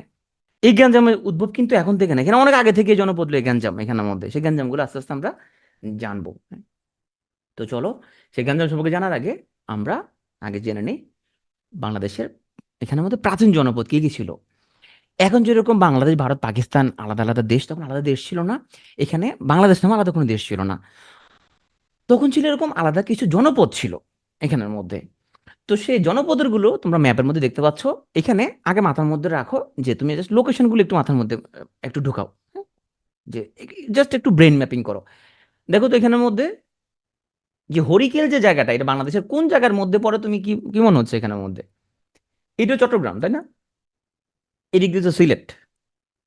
সিলেট, সিলেটের এই যে করিমগঞ্জ জায়গাটা অবশ্যই ভারতের বাগে পড়ে গেছে এখন, না? তাহলে এই চিটাগাং এবং সিলেট পড়ে গেছে এখানের মধ্যে। এই সমতল জায়গাটা কি মনে হচ্ছে এখানের মধ্যে? এই জায়গার মধ্যে একটু এখানের মধ্যে কুমিল্লা আছে এখানের মধ্যে, তাই না? এই জায়গার মেইনলি কুমিল্লা, এখানের মধ্যে মেইনলি কুমিল্লা আছে, এখানে নোয়াখালীও আছে এখানের মধ্যে। Okay. এই যে বঙ্গ জায়গাটার কি আছে এখানের মধ্যে? বঙ্গ জায়গাটার মধ্যে তোমার এখানের মধ্যে বরিশাল আছে, ফরিদপুর আছে, ঢাকার কিছু অংশ আছে, তাই না? Okay. এই যে পনেরো জায়গাটা দেখে কি মনে হয়? এটা এটা কোন কোন জায়গাটা এখানের মধ্যে বাংলাদেশের পনেরোটা? বগুড়া, তাই না? বগুড়া রাজশাহীর দিকে, এটা বোঝা যাচ্ছে বগুড়া রাজশাহীর দিকে। এই যে বরেন্দ্র, বরেন্দ্র এটা, এটা দেখতে বোঝা যাচ্ছে এটা উত্তরবঙ্গ। এর আরো অঞ্চলটা, এটা দেখে মনে হচ্ছে এটা পশ্চিমবঙ্গের মধ্যে পড়ে গেছে, তাই না? রারো, এটা পশ্চিমবঙ্গ পড়ছে, এই যে রারো পশ্চিমবঙ্গে পড়ে গেছে। রারো, গৌর, এটাও বাংলাদেশের মধ্যে পড়ে নাই, এটাও পশ্চিমবঙ্গের মধ্যে পড়ে গেছে, তাই না? ওকে, তাহলে ম্যাপটা আশা করি মাথার মধ্যে একটু একটু ঢুকছে এখানের মধ্যে, স্টেপ বাই স্টেপ তুমি এখানে মনে রাখো। চাঁপানবাবগঞ্জের পাশে, চাঁপানবাবগঞ্জের পাশে যেখানে চাপাই, এই যে এই জায়গা দিলে চাপাই, এই দিক দিয়ে গৌর, জাস্ট মাথার মধ্যে একটু ঢুকাইছো, ম্যাপটা একটু ঢুকাইছো। অ্যানাটমি পড়ো না? অ্যানাটমি পড়লে আমরা কি আগে আমরা ফিগারটা দেখি, ফিগার মাথার মধ্যে ঢুকাই, তাহলে ফিগারটা মাথার মধ্যে একটু ঢুকাইলা। তারপরে এখানে প্রত্যেক জনপদের উপরে তুমি পরীক্ষা আসার মতো কিছু তথ্য আমরা এখানের মধ্যে জানবো, চলো। প্রথম আসো বঙ্গ। বঙ্গ এখানের মধ্যে কি কি অঞ্চল? এখানের মধ্যে বৃহত্তর ঢাকা। তারপর তোমার হচ্ছে যে এখানে এই ম্যাপটা কিন্তু গুগল থেকে নেওয়া, এই ম্যাপটা কিন্তু এখন যে কারেন্ট তোমার হচ্ছে একজ্যাক্ট ম্যাপের সাথে মিলালে হবে না, এই জন্য হবে না, কারণ এখন আমরা যে যে জেলা সিস্টেম যেটা, আগে তো এরকম জেলা সিস্টেম ঠিক এইভাবে ছিল না। যেমন তুমি যদি কোনো লোককে যদি বলো যে আপনার বাড়ি মনে হয় নোয়াখালী, সে বলবে না আমার বাড়ি ফেনী। বা ফেনী আর নোয়াখালী কোনো পার্থক্য আছে? আবার ধরো যদি আপনার বাড়িতে নোয়াখালী, বলবেন আমার বাড়ি লক্ষ্মীপুর। ওই লক্ষ্মীপুর নোয়াখালী কোনো পার্থক্য আছে? নোয়াখালী মানে তো লক্ষ্মীপুর, লক্ষ্মীপুর মানে তো নোয়াখালী, এগুলো তো মানে ফেনী লক্ষ্মীপুর সবই তো তোমার হচ্ছে যে নোয়াখালী, হ্যাঁ। আবার ধরো মিরসরাই, চট্টগ্রামের মিরসরাই হচ্ছে মানে ছিল ওরা মূলত নোয়াখালীর, ওরা বলে যে আমরা চট্টগ্রামের, আমরা মিরসরাইয়ের, ওরা আসলে নোয়াখালীর। আবার ধরো তোমার হচ্ছে যে নাঙ্গলকোটের মানুষ এটা নোয়াখালী কয় না, আমরা তো কুমিল্লার নাঙ্গলকোট, ওটা আসলে নোয়াখালী। এখন যেরকম জেলা সিস্টেমটি এইভাবে তো তোমার হচ্ছে যে এক্স্যাক্টলি এরকম তো ছিল না আগে। এই জন্য তুমি এখন ম্যাপের সাথে হুবহু মিলাতে পারবে না, ক্লিয়ার? তুমি এখন ম্যাপের সাথে একদম হুবহু মিলবে না তোমার। তাইলে আর এই ম্যাপগুলো গুগল থেকে নেওয়া, তো এখানের মধ্যে ময়মনসিংহটা ঠিক মতো ময়মনসিংহ তো এই জায়গার মধ্যে একটু না পুরোপুরি কাভার হয় নাই। তো বঙ্গের মধ্যে এখানের মধ্যে বৃহত্তর ঢাকা ছিল, এখানে ময়মনসিংহ ছিল, ফরিদপুর, বরিশাল, পটুয়াখালী। মাথার মধ্যে ঢুকাবা বঙ্গ কোন জায়গায় পড়ছে, আচ্ছা বঙ্গ, বঙ্গ এই জায়গার মধ্যে পড়ছে। তাহলে এখানের মধ্যে বরিশাল, পটুয়াখালী আছে, হ্যাঁ, ফরিদপুর, ফরিদপুর আছে, এখানে একটু ময়মনসিংহ আছে, হ্যাঁ, ঢাকা আছে, তাহলে পুরোটা হলো বঙ্গ। এটা আয়তনে বৃহত্তম এবং স্বাধীন জনপদ, মাথায় রাখো কিন্তু, আয়তন বৃহত্তম স্বাধীন জনপদ। শোনো, তোমরা অনেকে বুঝতেছো না, ভাবতেছো আমি এখানের মধ্যে বেহুদা কথা বলতেছি, এগুলো বেহুদা কথা না। এই যারা আগে প্রিলি দিছো, এখানে যে যে কথাগুলো বলছে এগুলা কত কোটি স্টার তুমি দিবে? এগুলা এগুলো ইনফিনিটি স্টার কিনা কথাবার্তাগুলো। এগুলো ইনফিনিটি স্টার। যারা প্রথম প্রিলির প্রস্তুতি নিচ্ছ, এগুলো ইনফিনিটি, এগুলোই পরীক্ষা আসবে। এখানে এখানে কোনো আজারে কোনো কথা নেই, কিছু নাই, তোমরা মনোযোগ দিয়ে শুনো একটু। এগুলোই পরীক্ষা আসবে। এখানে আমি কোনো কিস্তা কাহিনী পড়াবো না, আমার তো কিস্তা কাহিনী পড়ার কোনো টাইম নাই এখানের মধ্যে। কারণ তোমাকে আমি এখানে প্রিলি পাস করাইতে আসছি, তোমাকে ইতিহাসবিদ আমি কেমনে বানাবো? 1 ঘন্টার মধ্যে ইতিহাসবিদ বানানো সম্ভব না। মনোযোগ দিয়ে ক্লাস করে, এখানে এগুলো পরীক্ষা আসবে, এগুলো আছে পরীক্ষায়, হুবহু এগুলো আসবে। মনোযোগ দাও। তাহলে বঙ্গ এটা দুটো ভাগে ভাগ। একটা হচ্ছে পদ্মার উত্তর পার, একটা হলো পদ্মার দক্ষিণ পার। দক্ষিণ পাড়টা কোনটা? দক্ষিণ পাড়টা হচ্ছে তোমার এই যে ফরিদপুর, বরিশাল, পটুয়াখালী। হ্যাঁ, ফরিদপুর, বরিশাল, পটুয়াখালী, এগুলো হচ্ছে পদ্মার দক্ষিণ পাড়ে। হ্যাঁ, এর নাম ছিল নাব্য। হ্যাঁ, এদের রাজধানী ছিল বরিশাল। রাজধানী ছিল বরিশাল। তবে বরিশালটা, যাহা বরিশাল তাহাই চন্দ্রদ্বীপ। কেন চন্দ্রদ্বীপ? কারণ রাজা ত্রৈলোক্য চন্দ্র নাম অনুসারে বরিশাল একসময় চন্দ্রদ্বীপ নামেও পরিচিত ছিল। ওকে, তারপরে দেখো, পদ্মার উত্তর পারে আসো, এবার মুন্সিগঞ্জের পারে পারে চলে আসো। পদ্মার ব্রিজ গেছো না তোমরা? পদ্মা ব্রিজে, তাহলে এখন আসো, আমরা এখন উত্তর পারে আসি। তাহলে উত্তর পারে কি আছে? মুন্সিগঞ্জ আছে, ঢাকা ময়মনসিংহ আছে। ঢাকা ময়মনসিংহ, নারায়ণগঞ্জ আছে এখানের মধ্যে। এই এলাকাটা ছিল বিক্রমপুর নামে পরিচিত ছিল। এলাকাটা ছিল বিক্রমপুর, এবং এদের রাজধানী ছিল বিক্রমপুর, এখন যেটা মুন্সিগঞ্জ নামে পরিচিত। ওকে, তাহলে বঙ্গের মধ্যে দুইটা এলাকা পেয়ে গেলাম, একটা বিক্রমপুর, একটা হচ্ছে নাব্য। নাব্যর রাজধানী ছিল বরিশালে, আর বিক্রমপুরের রাজধানী বিক্রমপুরে ছিল। এখানের মধ্যে এই ম্যাপটা একটু হালকা করে এখানের মধ্যে খেয়াল করো, এখানে কিছু লোকেশন তোমাদের এখানের মধ্যে দেখাই। হ্যাঁ, একটা ব্যাপার খেয়াল করো, এখানের মধ্যে আমাদের এই গঙ্গা নদী আসছে, গঙ্গা নদী, এই যে গঙ্গা নদী আসছে। এই গঙ্গা নদী এখানের মধ্যে বাংলাদেশে যখন ঢুকতেছে, এখান দিয়ে ঢুকতেছে বাংলাদেশে, একটা পার্ট হয়ে গেছে এখানে পদ্মা নামে এইদিকে চলে আসছে। এই পদ্মা নামে এইদিকে চলে আসছে। আরেকটা এখানের মধ্যে ভাগীরথী হইয়া, দেখো এই বাংলাদেশের বর্ডার ঘেঁষে ভাগীরথী হয়ে আসছে। ওকে, তাহলে এই গঙ্গা নদীটা বাংলাদেশে ঢুকে কি হয়ে গেছে, নাম হয়ে গেছে, এটার নাম কি হয়ে গেছে? পদ্মা। এই পদ্মা এদিক থেকে মেঘনা, এখানের মধ্যে মেঘনা নামে তো বঙ্গোপসাগরে পতিত হয়েছে। হ্যাঁ? এই আমাদের বাড়ি হলো এখানে, এই সন্দ্বীপ, এটা হচ্ছে আমাদের বাড়ি এখানে, এটা হচ্ছে আমাদের বাড়ি। ওকে, তাহলে এখন আমি যদি তোমাকে বলি যে রারো, আচ্ছা দেখো ম্যাপের মধ্যে নিচেরটা হলো দক্ষিণ, নিচেরটা দক্ষিণ, উপরটা হচ্ছে উত্তর, বামে হচ্ছে পশ্চিম, ডানে হচ্ছে পূর্ব। এখন আমি যদি তোমাকে বলি যে রারো অঞ্চলটা ভাগীরথী নদীর কোন কোন পারে, পশ্চিম নাকি পূর্ব? যদি আমি বলি যে রারো অঞ্চলটা এটা ভাগীরথী নদীর পশ্চিম নাকি পূর্ব, এটা তাহলে পশ্চিম। তুমি আইডিয়া করতে পারলে এখানের মধ্যে। আমি যদি বলি এখানের মধ্যে যে তোমার এই যে আমাদের মেঘনার মোহনাই, মোহনাই যে এলাকাগুলো, এলাকাটা তুমি মোহনায় দিতে চাও, এখানের মধ্যে তুমি নোয়াখালী, এই যে বৃহত্তর নোয়াখালী অঞ্চলটা, তারপরে এখানে সমতল এলাকাটা তুমি কি কি করবে, এখানের মধ্যে তুমি মোহনার মধ্যে দিয়ে দিবা, রাইট? ওকে, যদি বলি এখানের মধ্যে এই যে মেঘনা আর ভাগীরথীর মাঝখানে যেটা আছে এটা কি?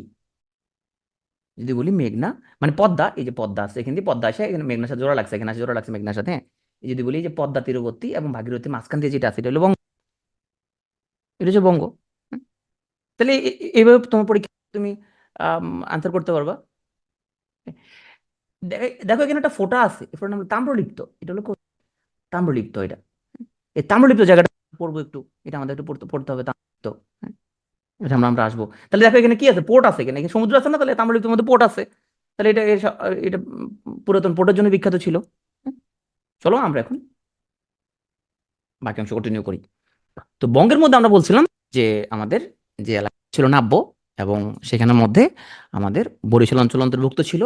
বরিশালটা সে মূলত চন্দ্রদ্বীপ পরিচিত ছিল রাজা ত্রৈলোক্য চন্দ্রের নাম অনুসারে। তাহলে চন্দ্রদ্বীপের আন্ডারে বা বরিশাল আন্ডারে কি কি ছিল? বরিশাল, এখন যে বরিশালটা দেখি, বরিশাল, পটুয়াখালী, বাগেরহাট, খুলনা এবং গোপালগঞ্জ, এটা পুরোটাই আমাদের চন্দ্রদ্বীপের অন্তর্ভুক্ত। চন্দ্রদ্বীপ নিচে আবার বঙ্গের অন্তর্ভুক্ত। বঙ্গকে আমরা দুটা ভাগে ভাগ করছিলাম। আসলে এই যে বঙ্গ যে শব্দটা আমরা ব্যবহার করি, বঙ্গ শব্দটা প্রথম আমরা কোথায় পাইছি? এটা ঋগ্বেদের ঐতরেয় আরণ্যক নামক গ্রন্থে প্রথম বঙ্গ শব্দের উল্লেখ পাওয়া যায়। তাহলে আমাদের প্রথম এলাকা পড়ে ফেলছি আমরা। আমরা হচ্ছে যে এই বঙ্গ এলাকাটা আমরা এখানের মধ্যে পেয়েছি। এই বঙ্গ আমাদের ডান। তো এই বঙ্গের সাথে তোমার হচ্ছে লোকজন, চিটাগাংয়ের বাইরের লোকজনকে কি বলে? চিটাগাং বাইরের লোকজনকে বলে বঙ্গিয়া। তো ওই বঙ্গিয়ার এই বঙ্গিয়া আবার এক না, মানে চিটাগাংয়ের বাইরে সবাই হলো বঙ্গিয়া এখানে। তো এই যে এই বঙ্গিয়ার এই বঙ্গ, এটা হচ্ছে যে ঋগ্বেদের ঐতরেয় আরণ্যক নামক গ্রন্থের এই বঙ্গ। এখন আমরা চলে আসবো দ্বিতীয় স্বাধীন রাজ্য গৌড়। এইখান থেকে তুমি চিন্তা করো, ম্যাপের মধ্যে দেখো, তুমি চিন্তা করো এটা কোন লোকেশনের মধ্যে আছে, এটা হ্যাঁ, এটা কোন লোকেশনে? খুলনা, খুলনা বঙ্গের মধ্যে পড়ছে। এখন আসো আমরা একটু গরুর দিকে আমরা চলে যাই। এখন গরুর মধ্যে নর্মাল ম্যাপটা চিন্তা করে দেখি, এখানের মধ্যে এইখান দিয়ে আছে চাপাই, এখান দিয়ে আছে চাপাই। তাইলে চাপাই এবং চাপাই পশ্চিমে যে এলাকাটা, ওটা হচ্ছে গৌড়। চাপাই এবং চাপাই পশ্চিমে যে এলাকাগুলো, কোন চাপাই পশ্চিমে কি আছে, চাপাই লোকে কি কি আছে, চাপাই লোক ভারতের মুর্শিদাবাদ আছে, মুর্শিদাবাদ এখান দিয়ে আছে, মালদহ আছে, বীরভূম আছে, বর্ধমান আছে, নদী আছে, নদী একটু এদিকে, নদী একটু এদিকে। তাইলে গৌড় হচ্ছে দ্বিতীয় স্বাধীন রাজ্য। আমাদের বাংলাদেশের পার্টে পড়ছে হচ্ছে তোমার চাপাই, আর এখন ভারতের পার্টে পড়ছে তোমার মুর্শিদাবাদ, বীরভূম, বর্ধমান, নদী এবং মালদহ। এখন যেটা পশ্চিমবঙ্গে, এটা কিন্তু বাংলাদেশের পার্টে পড়ার কথা ছিল, কিন্তু জওয়াহরলাল নেহরু এবং তোমার জিন্নাহ, হ্যাঁ, এই দুজনের কারণে কিন্তু পশ্চিমবঙ্গ যেটা, এটা কিন্তু তোমার বাংলাদেশ হয় না, নাহলে ওটা কিন্তু আসাম, পশ্চিমবঙ্গে এবং আমাদের পূর্ব বাংলা, এটা পুরোটা মিলে বাংলাদেশ হওয়ার কথা ছিল, কিন্তু জওয়াহরলাল নেহরু এবং তোমার জিন্নাহ ওদের দুজনের এটা হয় নাই। আমরা দেখি যে এখানের মধ্যে এই গৌড়ের প্রথম ধারণা কোথায় পাওয়া গেছে, যেরকম বঙ্গের প্রথম ধারণা পাই আমরা ঐতরারণ্য গ্রন্থে, এই গৌড় যে এলাকাটা, এটা প্রথম ধারণা পাওয়া গেছিল পাণিনি নামক একজন ব্যাকরণবিদের গ্রন্থে। হুম? নেহেরু খুব ঝামেলা করছিল, নাহলে আমরা তো আমরা ওখানে তোমার হচ্ছে যে কলকাতা ঘুরতে ঘুরতে যাইতে পারতাম, অনেক মজা হইতো না? ওকে।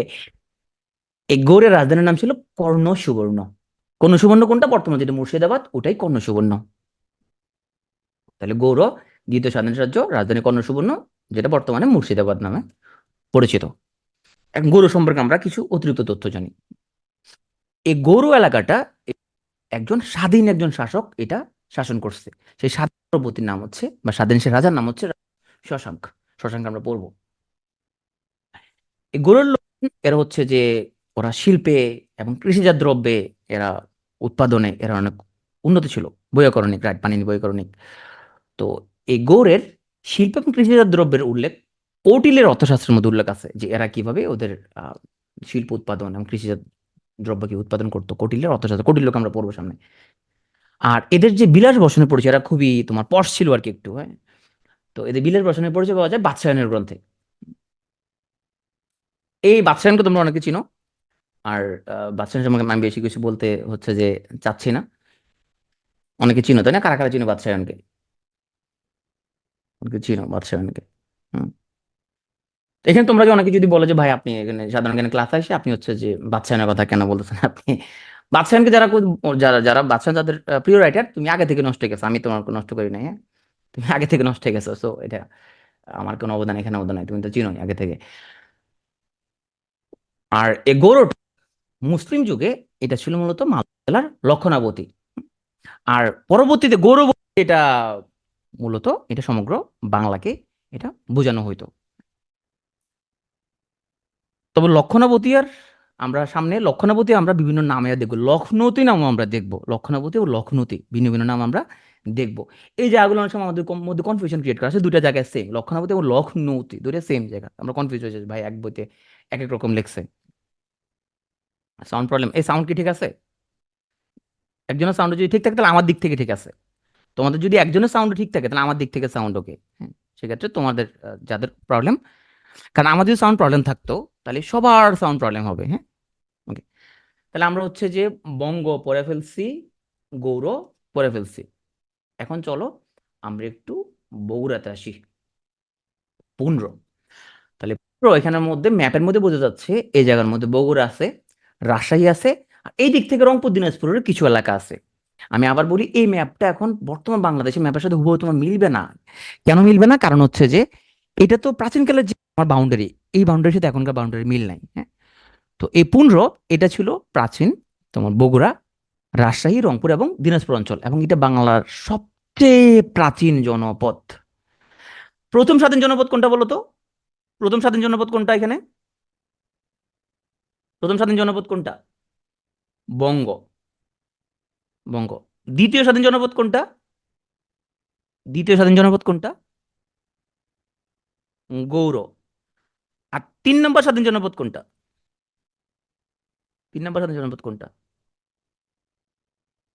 আমি কইছি কোথাও 3 নম্বর স্বাধীন জনপদ কোন? এই এই ধরনের কথা কথায় আমি বলছি যে এটা 3 নম্বর স্বাধীন জনপদ, খান বাজি কাই পুনর, এই ধরনের কথা আমি তো বলি নাই 3 নম্বর। আমি বলছি বঙ্গ আর গৌড়ের কথা। তো সামনে আমরা শুধু বঙ্গ এবং গৌড়ের কথা নিয়ে আলোচনা করবো আমরা। এই বঙ্গ আর গৌড়টাই পুরো এক হয়ে তোমার পুরো বাংলা নাম ধারণ করছিল। আমরা 3 নম্বর স্বাধীন তো বলি না এখানের মধ্যে। পুনর হচ্ছে সবচেয়ে প্রাচীন জনপদ। এদের রাজধানী ছিল তোমার হচ্ছে যে পুণ্ড্রনগর বা পুণ্ড্রবর্ধন। যাহাই পুণ্ড্রনগর তাহাই পুণ্ড্রবর্ধন। হ্যাঁ, সুতরাং ভিন্ন ভিন্ন নাম দেখে তুমি কনফিউজ হওয়ার কোনো দরকার নাই। যাহা পুণ্ড্রনগর তাহাই পুণ্ড্রবর্ধন, এটা বগুড়ার মহাস্থানগড়ে অবস্থিত। এবং এটা ছিল অত্যন্ত সমৃদ্ধ জনপদ ছিল বগুড়া। তো এখানের মধ্যে এদের এই যে পুণ্ড্রনগর, এটা কিছু ধ্বংসাবশেষ আমরা হচ্ছে যে পাইছি। এটা বগুড়া হতে 7 মাইল দূরে মহাস্থানগড়। এটা হচ্ছে প্রাচীন পুণ্ড্রবর্ধন নগরীর ধ্বংস বলে পণ্ডিতরা অনুমান করেন। এবং এটা ছিল সবচেয়ে সমৃদ্ধ সম্পদ। এবং এখানে হচ্ছে পাথরের চাকতিতে খোদাই করা সম্ভবত সবচেয়ে প্রাচীন শিলালিপি এখানে পাওয়া গেছে। নিহাল রহমান এলাকা, ঠিক আছে, তোমার এলাকা আমরা একটু পরে আমরা ঘুরতে যাব, আমরা একটু পরে এলাকা ভ্রমণ আমরা বের হবো। তাহলে আমরা হচ্ছে যে বঙ্গ পড়ে ফেললাম, গৌড় পড়ে ফেললাম, পুণ্ড্র পড়ে ফেললাম। এখন আমরা একটু বর্ধমান থেকে ঘুরে টুরে আসি। হ্যাঁ, আমাদের আমাদের হচ্ছে যে আহ, জাতীয় কবি নজরুল ইসলামের তার যে এলাকা, ওখান থেকে ঘুরে টুরে আসি, বর্ধমানে যাই। এই রাঢ় অঞ্চলটা এটা বর্তমান পশ্চিমবঙ্গের বর্ধমান জেলার দক্ষিণ অংশে ছিল রাঢ়ার অবস্থান। তাহলে দেখো, আমাদের এখান এদিক দিয়ে আমাদের গঙ্গা নদী এসে এদিক দিয়ে পদ্মা হয়ে গেছে, এদিক দিয়ে পদ্মা হয়ে গেল এদিক দিয়ে। আর এই যে ব্রাঞ্চটা আসছে, এটা কি হয়ে গেল? এটা হলো ভাগীরথী। এই যে এটা ভাগীরথী। তাহলে ভাগীরথীর পশ্চিম তীরে রাঢ়। পরীক্ষা প্রশ্ন আসবে এরকম, রাঢ়ার অবস্থান কোথায়? ভাগীরথী নদীর পশ্চিম তীর, পূর্ব তীর, পদ্মার পূর্ব তীর, পদ্মার পশ্চিম তীর, এরকম ভাবে প্রশ্ন আসবে। তাহলে ভাগীরথীর পশ্চিম তীর মুখস্থ করা লাগবে না, তুমি এমনি মাথার মধ্যে রাখলে হবে। এর রাঢ়ের রাজধানী ছিল কোটি বর্ষ, বর্তমানে যেটা দক্ষিণ দিনাজপুর নামে পরিচিত। এর রাঢ়ের আরেকটা নাম ছিল শূন্য। তাহলে যাহা শূন্য তাহাই রাঢ়। এই যে আমাদের হচ্ছে যে এই যে তোমার এই গঙ্গা নদী আসছে, গঙ্গা নদী থেকে একটা আমাদের এখানে ঢুকে পদ্মা হয়েছে, আরেকটা ভাগীরথী হয়েছে। ওকে,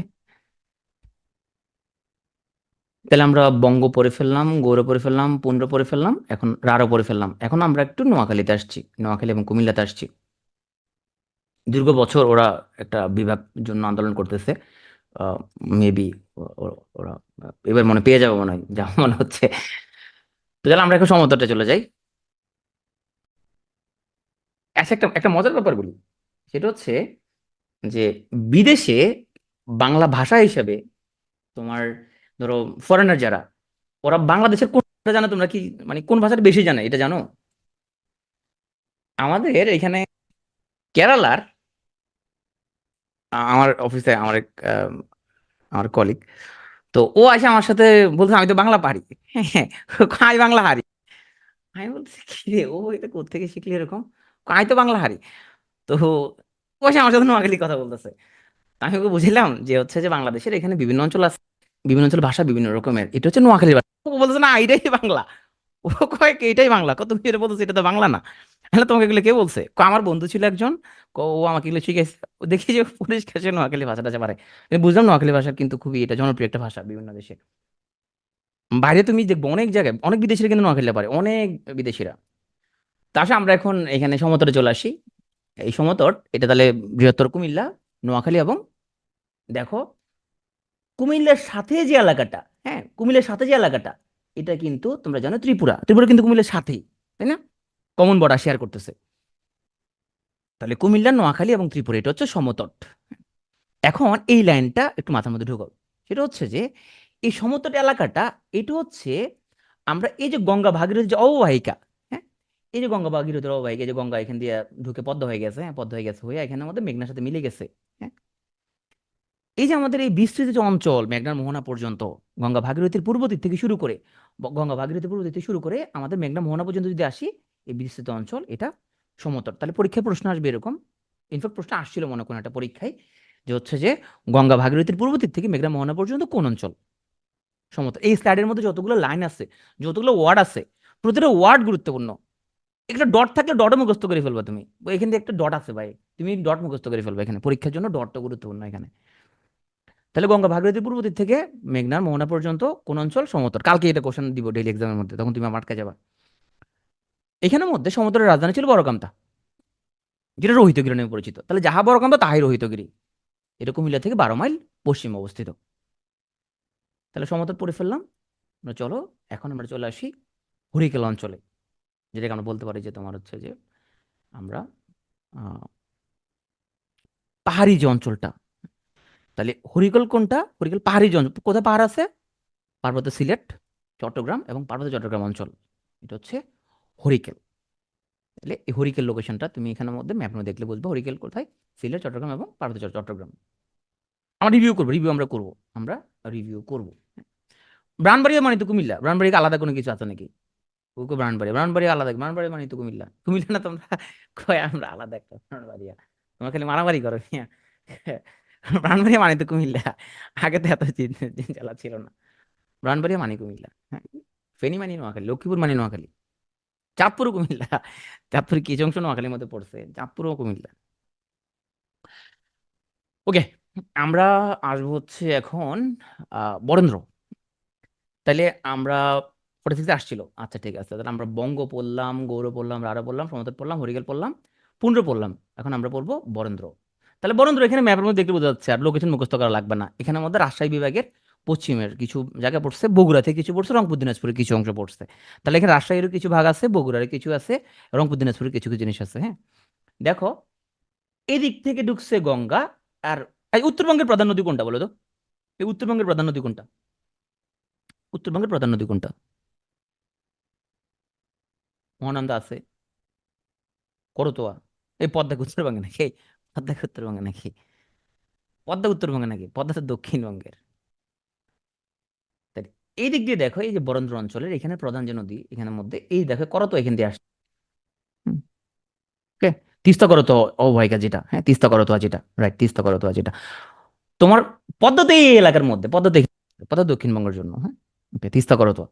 তাইলে এই যে তিস্তা করতোয়া অববাহিকা এদিক দিয়ে এদিক দিয়া, এবং এদিক দিয়ে হচ্ছে আমাদের ঢুকছে কি, ঢুকছে আমাদের গঙ্গা। তাহলে যদি বলা হয় যে এই যে গঙ্গার করতার মাঝখানে যে এলাকাটা কোন অঞ্চল, ওটা হলো বরেন্দ্র। তাহলে প্রশ্ন আসবে যে গঙ্গা করতার মধ্যবর্তী অঞ্চল কি নামে পরিচিত ছিল, হ্যাঁ। অপশন বঙ্গ, বরেন্দ্র, পুন্ড্র, হরিকেল, এরকম। উত্তর হচ্ছে বরেন্দ্র। তাহলে এদিক দিয়ে আসছে এখানে করতোয়া, এদিক দিয়ে আসছে হচ্ছে যে তোমার গঙ্গা। ব্রহ্মপুত্রের কোর্স কিন্তু চেঞ্জ হয়েছে ভূমিকম্পের, মানে ব্রহ্মপুত্রের কিন্তু কোর্স অনেক চেঞ্জ হয়ে গেছে। ইনফ্যাক্ট বাংলাদেশে অনেক নদীর কোর্স চেঞ্জ হয়েছে, হ্যাঁ, প্রবল ভূমিকম্পের কারণে। তাহলে এই বরেন্দ্র, ওরা আসলে নিজেরা স্বাধীন কোনো কিছু ছিল না, ওরা পুণ্ডের অংশ ছিল। এবং ওদের মাটির যে বৈশিষ্ট্যের কারণে এটা শক্ত মাটি জনপদ নামেও পরিচিত। তাহলে আমাদের বরেন্দ্র পড়ে ফেললাম। আর সিলেট, এটা প্রাচীন কাল থেকে শ্রীহট্ট নামে ডাকা হইতো। আমরা ম্যাপের মধ্যে খুব ছোট্ট একটা ডট তোমাদেরকে আমি দেখাই, হ্যাঁ। সে ডটটা দেখাচ্ছিলাম আমরা তাম্রলিপ্ত নামক একটা এলাকা, যেখানের মধ্যে তোমার হচ্ছে যে বন্দর ছিল, নৌবাণিজ্য কেন্দ্র ছিল। এখন তাম্রলিপ্তের অবস্থানটা কোথায়, এটার মধ্যে ইতিহাসবিদদের মধ্যে একটু বিতর্ক আছে। কেউ কেউ বলছিল এটা হরিকেলের উত্তরে, কিন্তু আমরা এখন জানি এটা আসলে হরিকেলের উত্তরে না, এটা ধারণা করা হয়েছে হরিকেলের উত্তরে। এবং আমাদের যে নবম দশম শ্রেণী এবং আমাদের মাধ্যমিক যে ইতিহাসের বই, সেখানে কোথাও কোথাও হরিকেলের উত্তরে এখানের মধ্যে উল্লেখ করছে, আমাদের মাধ্যমিকের বইয়ের মধ্যে। ডটটা আরেকবার দেখাইতাম, মাধ্যমিকের বইয়ের মধ্যে হরিকেলের উত্তরে লেখছে এখানের মধ্যে, হ্যাঁ। কিছু কিছু ইতিহাসবিদ মনে করছে এটা হরিকেলের এখানে ছিল, এই যে তাম্রলিপ্ত, এই যে তাম্রলিপ্ত, হ্যাঁ, এই তাম্রলিপ্ত এখানের মধ্যে। কেউ কেউ বলছে এটা হরিকেলের উত্তর অবস্থিত, কিন্তু আসলে এটা হরিকেলের দিকের না। এই তাম্রলিপ্ত এলাকাটা ছিল বর্তমান মেদিনীপুর জেলার তমলুক।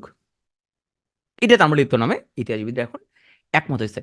এবং এটা ছিল গুরুত্বপূর্ণ নৌবাণিজ্য কেন্দ্র। আর সপ্তম শতক হইতে এটা দণ্ডভুক্তি নামে পরিচিত হতে থাকে। তাহলে তাম্রলিপ্তের অপর নাম কি? তাম্রলিপ্তের অপর নাম হচ্ছে দণ্ডভুক্তি। প্রশ্ন আসতে পারে তাম্রলিপ্ত কি? এটা একটা প্রাচীন নৌবন্দর, হ্যাঁ? তো চলো আমরা এতক্ষণ যা পড়লাম এবার একটু আমরা রিভিউ করে আসি। আমরা ক্লাসের প্রথমে আমরা শুরু করছিলাম বাঙালি জাতির উদ্ভব নিয়ে। আমরা বলছিলাম যেখানে আর্যরা আসার আগে একরকম জনগোষ্ঠী, আর্যরা আসার পর আরেক রকম অবস্থা। আর্যরা আসার আগে এখানে 4 ধরনের জনগোষ্ঠী ছিল: নেগ্রিটো, অস্ট্রিক, দ্রাবিড় এবং ভোটচিনীয়। আমার সাথে সাথে রিভিশন দিয়ে চেষ্টা করো, আমার সাথে সাথে মাথার মধ্যে ঢুকে ফেলো, যাতে করে তোমাকে আর পড়তে না হয়, যাতে করে শুধুমাত্র তুমি একটু স্লাইড দেখলে হচ্ছে যে তোমার হয়ে যায়, হ্যাঁ। ক্লাসের মধ্যে যদি তুমি যদি 50-60% যদি পড়াটা শেষ করে ফেলতে পারো, পড়ার টেনশন কম। ওকে, সাথে সাথে শেষ করে ফেলো। তা নেগ্রিটো হচ্ছে এখানে আমাদের এদের প্রথম জনগোষ্ঠীর নাম। এদের বংশধর হচ্ছে ভিল, সাঁওতাল, হাঁড়ি এবং মুন্ডা। আদি নিবাস কোথায়? যশোর, সুন্দরবন, ময়মনসিংহের দিকে। আর এরপরে এখানে আসছে অস্ট্রিকরা। কোত্থেকে আসছে? ইন্দোচীন থেকে আসছে। ওদের কি অবদান? ওরা এখানে আইসা প্রথমত নেগ্রিটোদের পরাজিত করছে এবং ওরা এখানে কৃষিকাজ শুরু করছে এবং লাঙ্গলের ব্যবহার ওরা প্রথম এখানের মধ্যে উদ্ভব করে। আর এই অস্ট্রিক জাতিগোষ্ঠী থেকে বাঙালি জাতির প্রধান অংশ গড়ে উঠেছে বলে মনে করা হয়, এবং এদেরকে নিষাদ জাতিগোষ্ঠী নামেও ডাকা হয়। নিষাদ ওদেরকে আসলে প্রশংসা নাকি গালি? আর্যরা ওদেরকে আসলে গালি হিসেবে বলতো নিষাদ, তোমরা হচ্ছে নিষাদ, তোমরা হচ্ছে বেদ, তোমরা হচ্ছে চন্ডাল, হ্যাঁ, তোমরা হচ্ছে যে মাছ খাও, হ্যাঁ, ওদের গালি হিসেবে ব্যবহার করতো নিষাদ। তো এখন এখানের মধ্যে আমরা হচ্ছে যে অস্ট্রিকের পরে আমরা চলে আসছিলাম তোমার হচ্ছে যে দক্ষিণ ভারতের একটা আদি অধিবাসী, যারা ছিল দ্রাবিড়, এবং ওরা সিন্ধু সভ্যতা সৃষ্টি করছে। তাহলে হচ্ছে যে আমরা এখান থেকে গেস করতে পারি তারা নিশ্চয় দ্রাবিড়রা এখানে ওরা নগর সভ্যতা সৃষ্টি করছে এখানের মধ্যে, হ্যাঁ? এবং ওদের আদি নিবাস ভূমধ্যসাগর অঞ্চল। আচ্ছা, একজন একটা ভালো জিনিস করছে, বলছে ক্লাসের শেষে কাহুত আছে কিনা। আচ্ছা, আমি আসলে মনে ছিল না যে ক্লাসের শেষে কাহুত রাখলে কি ভালো হয়, মানে ক্লাসের শেষে কাহুত রাখলে ভালো হয়। নিষেধ মানিয়েছে বেদ, বেদ চন্ডাল। ঠিক আছে, যাও, আমি নেক্সট ক্লাস থেকে তোমার হচ্ছে যে আমরা একটা কাহুতে রাখবো। ওকে, ঠিক আছে। টাকা দিতে হবে কাউত, কাউত খিলা কি টাকা দেওয়া লাগবে? হ্যাঁ, বলে কি? আচ্ছা, ঠিক আছে। একজন আমার পক্ষে বলছে না টাকা দেওয়া লাগবে না, ওর অনেক টাকা আছে। তো বলছে টাকা দেওয়া লাগবে না। আচ্ছা, ঠিক আছে, যেহেতু নু বলছে অনেকে, ওরা বলছে যে টাকা দেওয়া লাগবে না, ওদের টাকা লাগবে না ওদের, ঠিক আছে। হ্যাঁ, ঠিক আছে, যাও, তাহলে ফ্রি খাওয়াতে হবে। ওকে, কয়েকজন বলছে ওদের টাকা লাগবে, ঠিক আছে, যাও, যারা বলছে টাকা লাগবে ওরা যদি পুরস্কার পায় তো ওদেরকে টাকা দিবা, যারা বলছে টাকা লাগবে না ওরা পুরস্কার পাইলে ওদেরকে টাকা দিব না, তাহলে হয়ে গেল সমাধান, হয়ে গেল সমাধান। হুম। তাহলে আমরা হচ্ছে যে দ্রাবিড় পড়ে ফেললাম। এরপরে হচ্ছে যে আমরা দ্রাবিড় পরে আমরা চলে আসছি ভর্চিনা বা মঙ্গোলীয়, ওরা সবার শেষে আসছে। ওদের আদি নিবাস ইন্দোচীন এবং তিব্বত অঞ্চল, এবং ওদের বংশধর হচ্ছে গারো, গারো, ত্রিপুরা, মারমা, কোচ এবং মণিপুরী। এরপর আমরা আর্য জনগোষ্ঠী পড়া শুরু করছিলাম। আর্য জনগোষ্ঠী এরা খুব দুর্ধর্ষ, এরা খাইবার পাস পার হয়ে এখানে ঢুকে গেছে। ওরা আসে মধ্য এশিয়া থেকে, তার মানে মধ্য এশিয়ার ইউরাল পর্বতের দক্ষিণের তোমার ইউরোপের ইউরাল পর্বতের দক্ষিণে তৃণভূমি এলাকা থেকে, ইরান যেখানে এখন, ইরান, রাশিয়া, মধ্য এশিয়া যেখানে, ওখান থেকে আসছে। ওদের ভাষা ছিল ল্যাটিন, হিব্রু এবং জার্মান। সনাতন ধর্ম নিয়ে আসছে ওরা এখানে, এবং ওদের ধর্মগ্রন্থ ছিল বেদ। আর অস্ট্রিক, দ্রাবিড়, আর্য, এদের সবার সংমিশ্রণে আমরা হয়ে গেলাম বাঙালি জাতি, এবং আমরা একটা সংকর জাতি।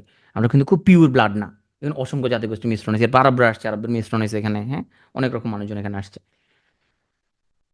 তো প্রাচীন জনপদের মধ্যে আমি বলছিলাম প্রথমে আগে ম্যাপটা মাথার মধ্যে একটু ঢুকাবা, জাস্ট একটু এমনি নর্মালি সেট করবা কোন কোন এলাকা কি হইতে পারে, কি হইতে পারে। অনুমান শক্তি যত বাড়াবা তত তুমি এমসিকিউতে ভালো করতে পারবা, হ্যাঁ, তুমি অনুমান শক্তিটা হচ্ছে তুমি বাড়াবা। তো এখানে আমাদের প্রথম আমরা চলে আসছিলাম, আমরা হচ্ছে যে আহ, একজন বলছে পিকচারটা চেঞ্জ করতে, কেন পিকচার চেঞ্জ করতাম কেন? পিকচার চেঞ্জ করা কি আছে, উনি কি ভাগলি না? আসলে আমরা প্রথমে আসবো বঙ্গতে। তাহলে বঙ্গ ম্যাপের মধ্যে চিন্তা কল্পনা করো, চোখ বন্ধ করে কল্পনা করো কোথায় আছে এটা। ঢাকা, ময়মনসিংহ, ফরিদপুর, বরিশাল, পটুয়াখালী, গোপালগঞ্জ, হ্যাঁ, এগুলো হচ্ছে বঙ্গ। যা চোখ বন্ধ করে চিন্তা করো কোথাও কোথায় আছে। এর আয়তন বৃহত্তম, স্বাধীন জনপদ, শেষ। তারপর আসো, দুটা ভাগ ছিল, একটা পদ্মার উত্তর, একটা পদ্মার দক্ষিণ। উত্তর পাড়ে ছিল বিক্রমপুর, ওই যে মুন্সিগঞ্জ যেটা। আর দক্ষিণে কি আছে এখানে, ফরিদপুর, বরিশাল, পটুয়াখালী, তোমার গোপালগঞ্জ যেটা আছে, এটা ছিল নাব্য নামে পরিচিত ছিল, হ্যাঁ। এটার রাজধানী ছিল বরিশাল। তাহলে বঙ্গের দুটো ভাগ শেষ। এরপর আমরা আসছিলাম তোমার হচ্ছে চন্দ্রদ্বীপ, বলছি এটা বঙ্গের অন্তর্ভুক্ত ছিল।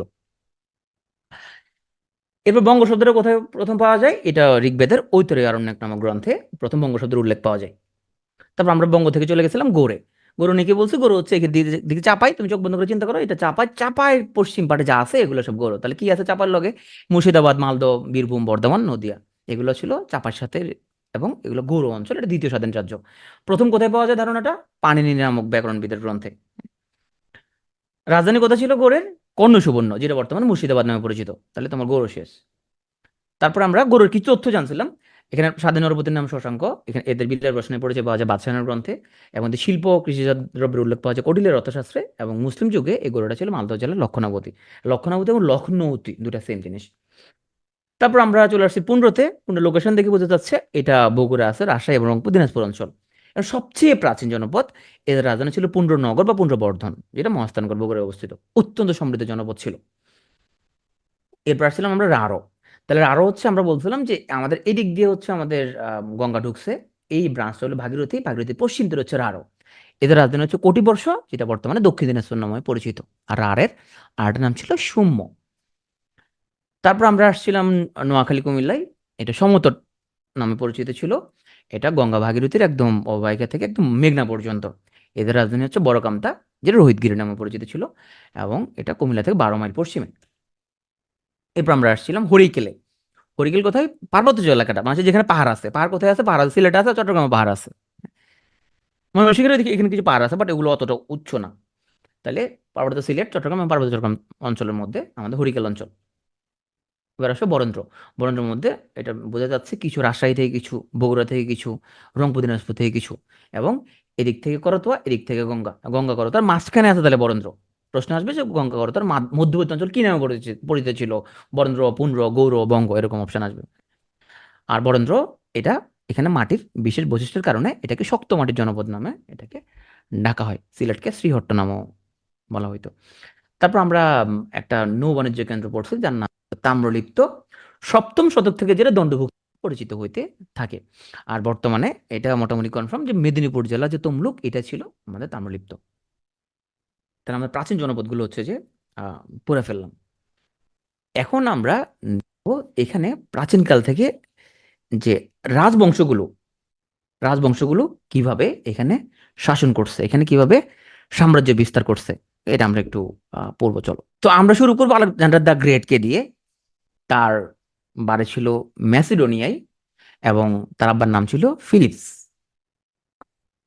আলেকজান্ডার খ্রিস্টপূর্ব 327 থেকে 326 অব্দে, দেখো এখন আমরা যে সাল গণনা করতেছি, দেখো এটা হচ্ছে 0 সাল। তাহলে ধরো 100 সাল, 200, 300, 400, 500, 600, 700, 800 করে করে এখন 2024 সাল চলে। আর শূন্যর আগে এটা খ্রিস্টপূর্ব, ধরো খ্রিস্টপূর্ব 1, খ্রিস্টপূর্ব 2, খ্রিস্টপূর্ব 3, খ্রিস্টপূর্ব 4, খ্রিস্টপূর্ব 100, খ্রিস্টপূর্ব 200, এরকম। হ্যাঁ, তাহলে আমরা ধর এটা খ্রিস্টপূর্ব 200, এটা খ্রিস্টপূর্ব 100, তখন রেঞ্জটা কিভাবে বলবো? রেঞ্জটা বলবো খ্রিস্টপূর্ব 200 থেকে 100, আগে বড়টা এবার ছোটটা, এভাবে বলবো না? তাহলে আলেকজান্ডার খ্রিস্টপূর্ব 327 থেকে 326 উনি প্রথম ভারত আক্রমণ করেন। তো ভারত আক্রমণ যখন করেন, ওনার যে যুদ্ধ পলিসি ছিল, ওনার যুদ্ধ পলিসি ছিল যাকে ধরবে এটা কোপায়া সবগুলো মেরে ফেলবে, ওখানে কোনো পুরুষ লোক রাখবে না, সবগুলো কোপায় মেরে ফেলবে। হ্যাঁ, যুদ্ধ ছিল সে খুবই, হ্যাঁ, ভয়ঙ্কর ছিল সে। তার ফলে আশেপাশের এলাকাগুলো এমন ভয় পাইতো, এমন ভয় পাইতো আশেপাশের লোকজন, ওরা সব আত্মসমর্পণ করতো। কিন্তু এখানে একজন রাজা ছিল ভারতবর্ষের, যে রাজার নাম ছিল পুরু। পুরু উনি আত্মসমর্পণ উনি করে নাই। এই পুরুর সাথে আলেকজান্ডারের হিদাসপিসে যুদ্ধ হয়। হ্যাঁ, যদিও যুদ্ধে আলেকজান্ডার জয়লাভ করে, কিন্তু সে পুরুর উপরে বেশ সে খুশি হয়েছিল সে। দেখো, আমরা আলেকজান্ডার থেকে আমরা হচ্ছে এখানের মধ্যে কি কি তথ্য আমাদের এখানের মধ্যে হচ্ছে যে লাগবে। তাহলে আলেকজান্ডার ছিল, উনি হচ্ছে মেসিডোনিয়া সম্রাট ছিল। উনি ভারতবর্ষ আক্রমণ করে 327 থেকে হচ্ছে 326। এই খ্রিস্টপূর্ব সালগুলো, হ্যাঁ, এগুলো বিভিন্ন ইতিহাস গ্রন্থ থেকে আসে, বা বিভিন্ন সিম্বল থেকে, হ্যাঁ, বিভিন্ন মুদ্রা থেকে, হ্যাঁ, গবেষকরা এগুলা অনুমান করে বের করছে যেরকম। আর আলেকজান্ডার উনি ভারতবর্ষ জয় করে ফেরার পথে, ভারতবর্ষ জয় করে ফেরার পথে উনি ইরাকের ব্যাবিলনে আর মৃত্যু হয়। মানে খুব বেশি দিন না, জাস্ট ভারতবর্ষ জয় করার জয় করে ফিরে যাওয়ার 4 বছর পরে উনি মারা যান ইরাকের ব্যাবিলনে। আলেকজান্ডারের সাথে একটা ছাত্র শিক্ষক সম্পর্কটা তোমার হচ্ছে যে, এই শোনো আফরিন, এখানের মধ্যে বিসিএস পরীক্ষাটা বা চাকরির পরীক্ষাটা, এটা হচ্ছে নির্দিষ্ট কোনো টপিকের উপরে স্পেশালিস্ট না। হ্যাঁ, এটা হচ্ছে অলরাউন্ডার টাইপের। তোমাকে একটু একটু হচ্ছে যে জিকে পারতে হবে, তোমাকে একটু একটু ইংলিশ পড়তে হবে, একটু একটু ম্যাথ পড়তে হবে, একটু একটু বিজ্ঞান পড়তে হবে, একটু একটু আইসিটি পড়তে হবে, হ্যাঁ, সবকিছু একটু একটু তোমার পড়তে হবে। বাংলাদেশ বিষয়ে বলি, তোমাকে একটু একটু ইতিহাস পড়তে হবে, একটু সংবিধান পড়তে হবে, একটু সরকার পড়তে হবে, সব একটু তোমাকে পড়তে হবে, সবই তোমাকে একটু পড়তে হবে। তো যেহেতু সবকিছু তোমাকে একটু একটু পড়তে হবে, কিন্তু তো নির্দিষ্ট একটা টপিকের উপরে তোমাকে অনেক ডিটেলস, বিসিএস বা চাকরি পরীক্ষা মূলত এরকম না। হ্যাঁ, আর তুমি আসো যদি তিস্তা নিয়ে পড়ে আছো, তো ভাই তিস্তা কমেন্ট করতেছো, এটা পরে করো, তুমি টেলিগ্রামে লেখো, কমেন্ট টেলিগ্রামে লেখো। এখন আমার সাথে সাথে থাকো তুমি, এই কমেন্ট লেখার সময় তোমার মনোযোগ বিঘ্ন করছে না? তার ফলে তুমি নদী বিশেষজ্ঞ হয়ে যাবে, তুমি বিসিএস কাটার হবে না। আমি জানি তো তিস্তা কিন্তু আসো, তো তুমি তো তিস্তা বিশেষজ্ঞ হয়ে যাবে তুমি, কিন্তু তুমি ইয়ে হবে না।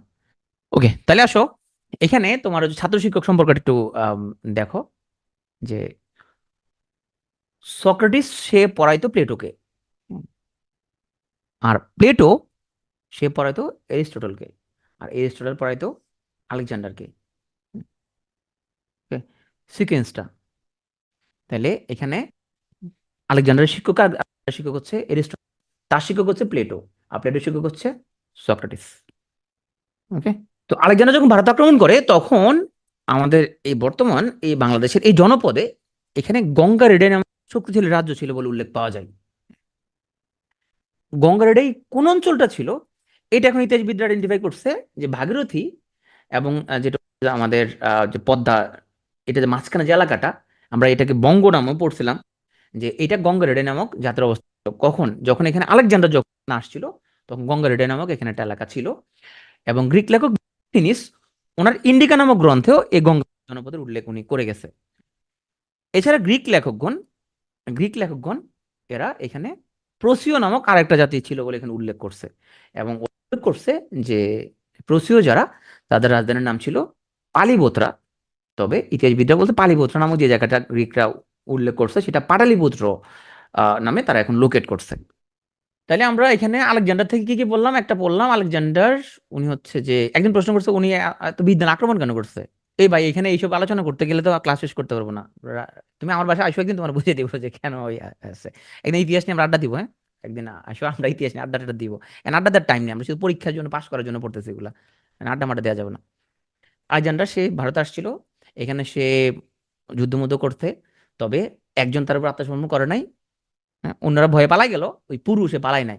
পুরুষ সাথে হিদাসপিতে যুদ্ধ হয়েছে, সেই পুরুর উপর খুশি হয়েছে। পুরুকে বলতে, ঠিক আছে তুমি তাহলে শাসন টাসন করো, তুমি সাহসী আছো, আমি তোমাকে পছন্দ করছি, আই লাইক ইউ। আর আলেকজান্ডার ভারতবর্ষ আক্রমণ করে ফিরে যাওয়ার সময় ইরাকের ব্যাবিলনে তার মৃত্যু হয়। আলেকজান্ডার থেকে আর বেশি কিছু পড়ার না। আরেকটা জিনিস পড়তে হচ্ছে যে যে যখন আলেকজান্ডার ভারতবর্ষ আক্রমণ করে, তখন গঙ্গারেডাই নামক একটা রাজ্য ছিল বলে আমরা এটা পাচ্ছি ইতিহাস গ্রন্থে। এবং এই গঙ্গারেডাই এই জনপদ মেগাস্তিনিসের ইন্ডিকা নামক গ্রন্থ আমরা পাইছি। গ্রিক লেখকগণ ইতিহাস গ্রন্থের মধ্যে আরেকটা জাতির উল্লেখ করছে, সেই জাতির নাম ছিল প্রসীয়। বলছিল ওদের রাজধানী ছিল পালিবোত্রা, যে পালিবোত্রা বর্তমানে পাটালিপুত্র বলে আমরা এটা লোকেট করছি। তাহলে আমাদের আলেকজান্ডার আমাদের শেষ। এখন আমরা আজকের ক্লাসে আমরা প্রাচীন চারটা আমরা রাজবংশ,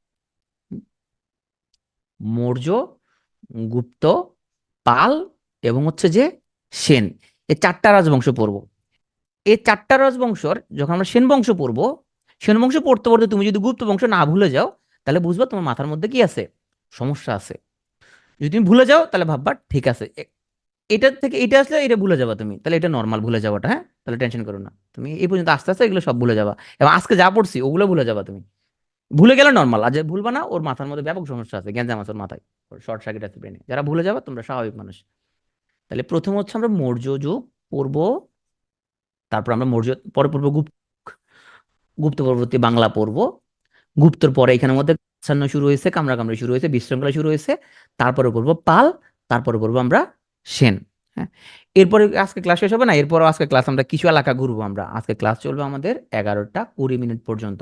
এর মধ্যে যদি তোমার ক্ষুধা লাগে, তাহলে তুমি বাদাম খাইতে পারো, বিস্কুট খাইতে পারো, তুমি হচ্ছে যে যা যা ইচ্ছা তা খাইতে পারো, তুমি চা খাও, পানি খাও। আর যদি ঘুম আসে হাঁটাহাঁটি করো, ঘুম আসে হাঁটাহাঁটি করে হেডফোন লাগায় ক্লাস করো। ওকে? তো এখানের মধ্যে এই স্লাইডটা একটু জাস্ট তাকাও, এখানের মধ্যে কি কি আছে। যখন তুমি পরীক্ষার জন্য রিভিশন দিবা, তখন এই চারটার দিকে একটু চোখ বুলাবা, এখানের মধ্যে কি কি আছে। তাহলে চারটার মধ্যে এলিমেন্ট গুলো কি কি দেখো। এইখানের মধ্যে বংশ আছে, এরা কোন ধর্মের অনুসারী ছিল, রাজধানী আছে, প্রতিষ্ঠাতা, প্রথম রাজা বা সম্রাট, শ্রেষ্ঠ রাজা বা সম্রাট এবং সর্বশেষ রাজা আছে এখানের মধ্যে। এটা মাথার মধ্যে ঢুকাও।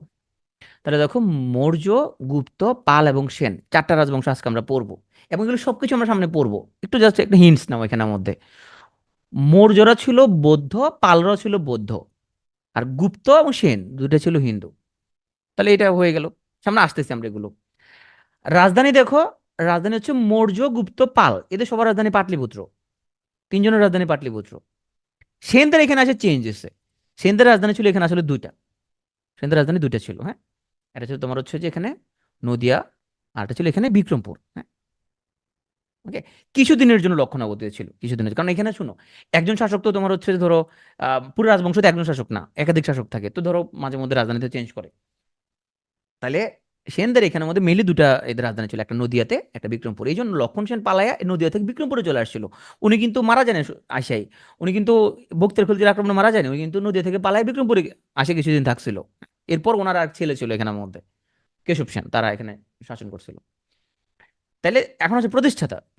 প্রতিষ্ঠাতা আসলো এখানের মধ্যে, মৌর্যের প্রতিষ্ঠাতা হচ্ছে চন্দ্রগুপ্ত মৌর্য। আমরা সবগুলো ডিটেলসে আসবো। গুপ্ত বংশের প্রতিষ্ঠাতা হলো শ্রীগুপ্ত। পাল বংশের প্রতিষ্ঠাতা হচ্ছে গোপাল। আর সেন বংশের প্রতিষ্ঠাতা হচ্ছে সামন্ত সেন। হ্যাঁ। এখন দেখো, সবসময় প্রতিষ্ঠাতার সাথে প্রথম রাজা বা সম্রাট মিলবে না। কেন মিলবে না? কারণ উনি হয়তো এখানে এই বংশটা প্রতিষ্ঠা করছে। ধরো আমাদের এখানে বিভিন্ন বংশ আছে না, চৌধুরী বংশ, মজুমদার বংশ, বংশ আছে না এরকম, তখন এরকম রাজবংশ ছিল, এরকম ওরা পাল ছিল, সেন বংশ ছিল। তো বংশের প্রথম সদস্য এখানে আসা, তোমার আসে, সে তো সবসময় রাজবংশ প্রতিষ্ঠা মানে সম্রাট হয় না সে।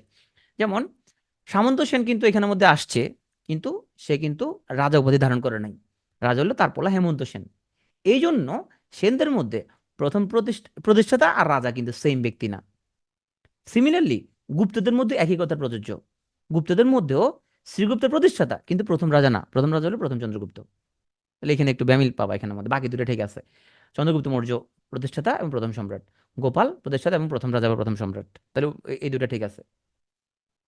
এবার আসে শ্রেষ্ঠ রাজা বা সম্রাট। এখন প্রথম রাজা বা যে সম্রাট, যে সে তো সবসময় এখানে মধ্যে শ্রেষ্ঠ রাজা বা সম্রাট হবে না, তাই না? এটা হওয়ার দরকার নেই। মৌর্যদের শ্রেষ্ঠ ছিল অশোক, শ্রেষ্ঠ হচ্ছে অশোক।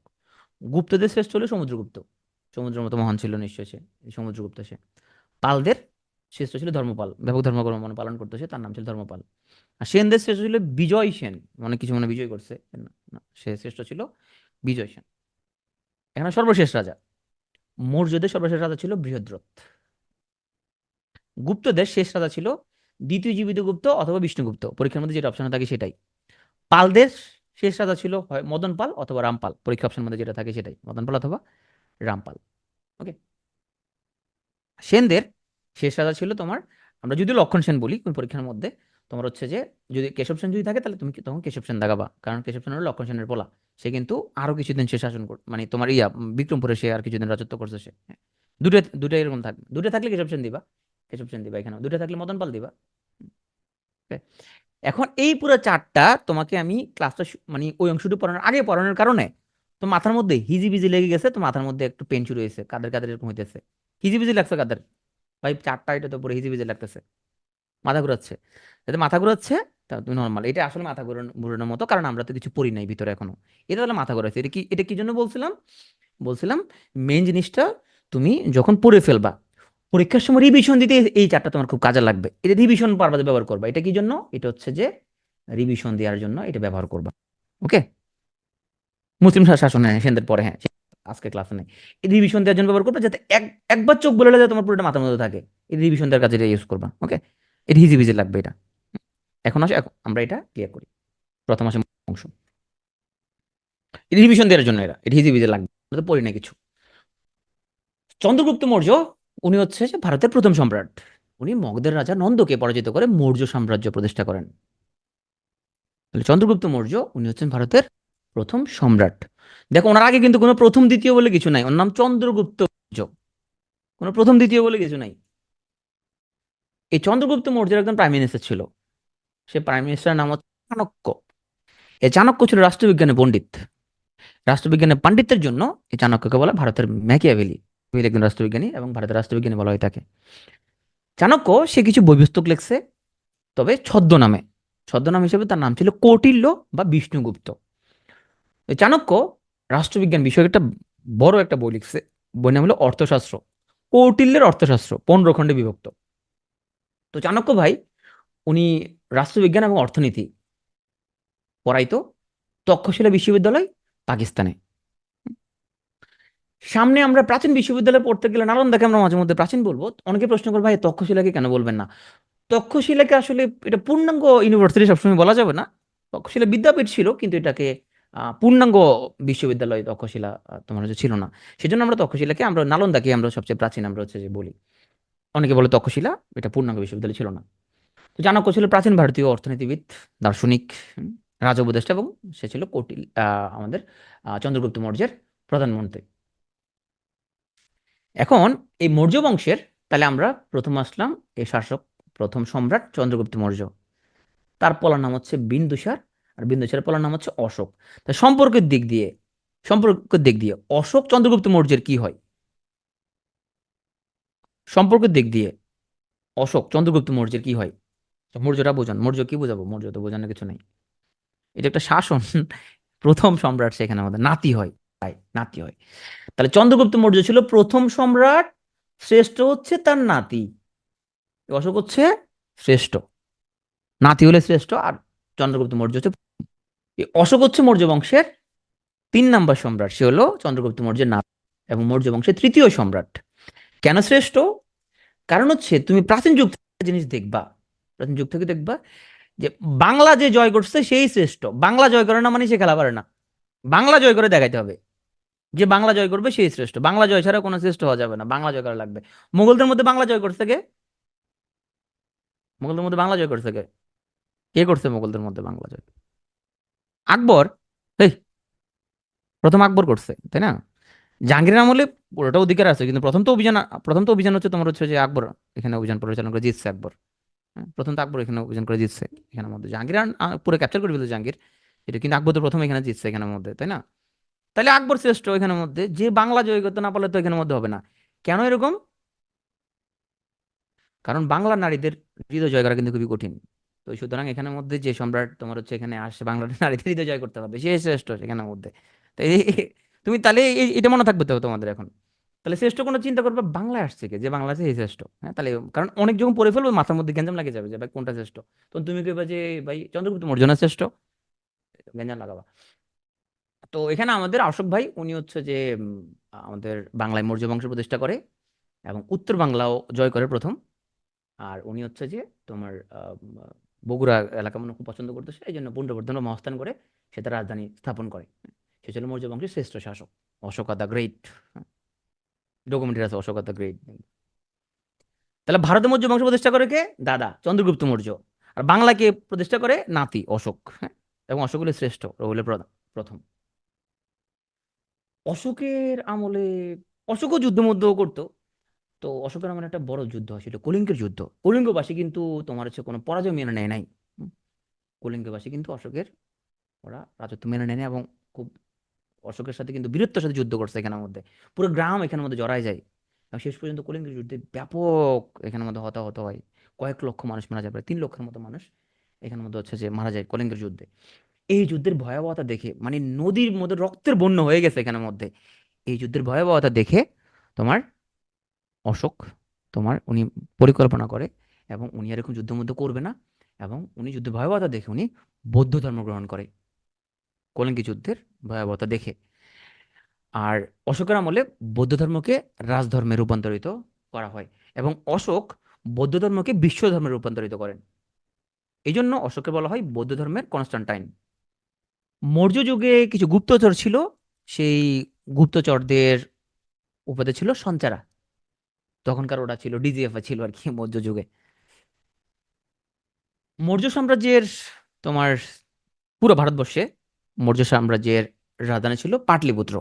হুম, আর কনস্টান্টাইন মানে হচ্ছে যেরকম কনস্টান্টাইন যেরকম খ্রিস্ট ধর্মকে রক্ষা করছিল, তোমার অশোকরে বলা হয় মানে কনস্টান্টাইন যেরকম অবদান খ্রিস্ট ধর্মের মধ্যে, অশোকেরও সেম অবদান।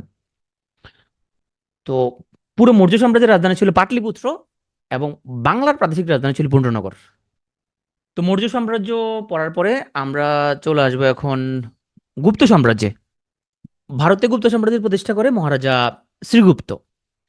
আচ্ছা, আমি তোমাদেরকে যে চারটা দেখাচ্ছিলাম সে চারটার মধ্যে বলছিলাম যে আচ্ছা শ্রীগুপ্ত কি প্রথম রাজা হবে?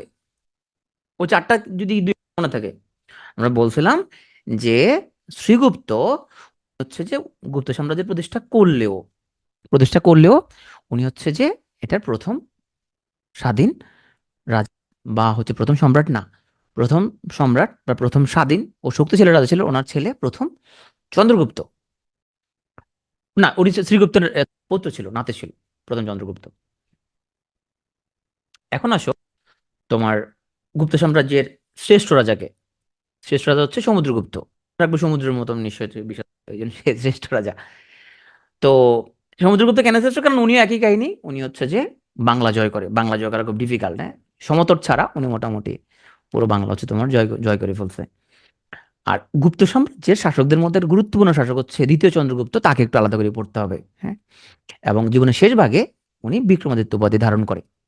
এখন আমাকে একটু বলো যে মৌর্য বংশের প্রতিষ্ঠাতা প্রথম চন্দ্রগুপ্ত না প্রথম চন্দ্রগুপ্ত মৌর্য নাকি দ্বিতীয় চন্দ্রগুপ্ত মৌর্য? মৌর্য বংশের প্রতিষ্ঠাতা এটা কি প্রথম চন্দ্রগুপ্ত মৌর্য নাকি দ্বিতীয় চন্দ্রগুপ্ত মৌর্য?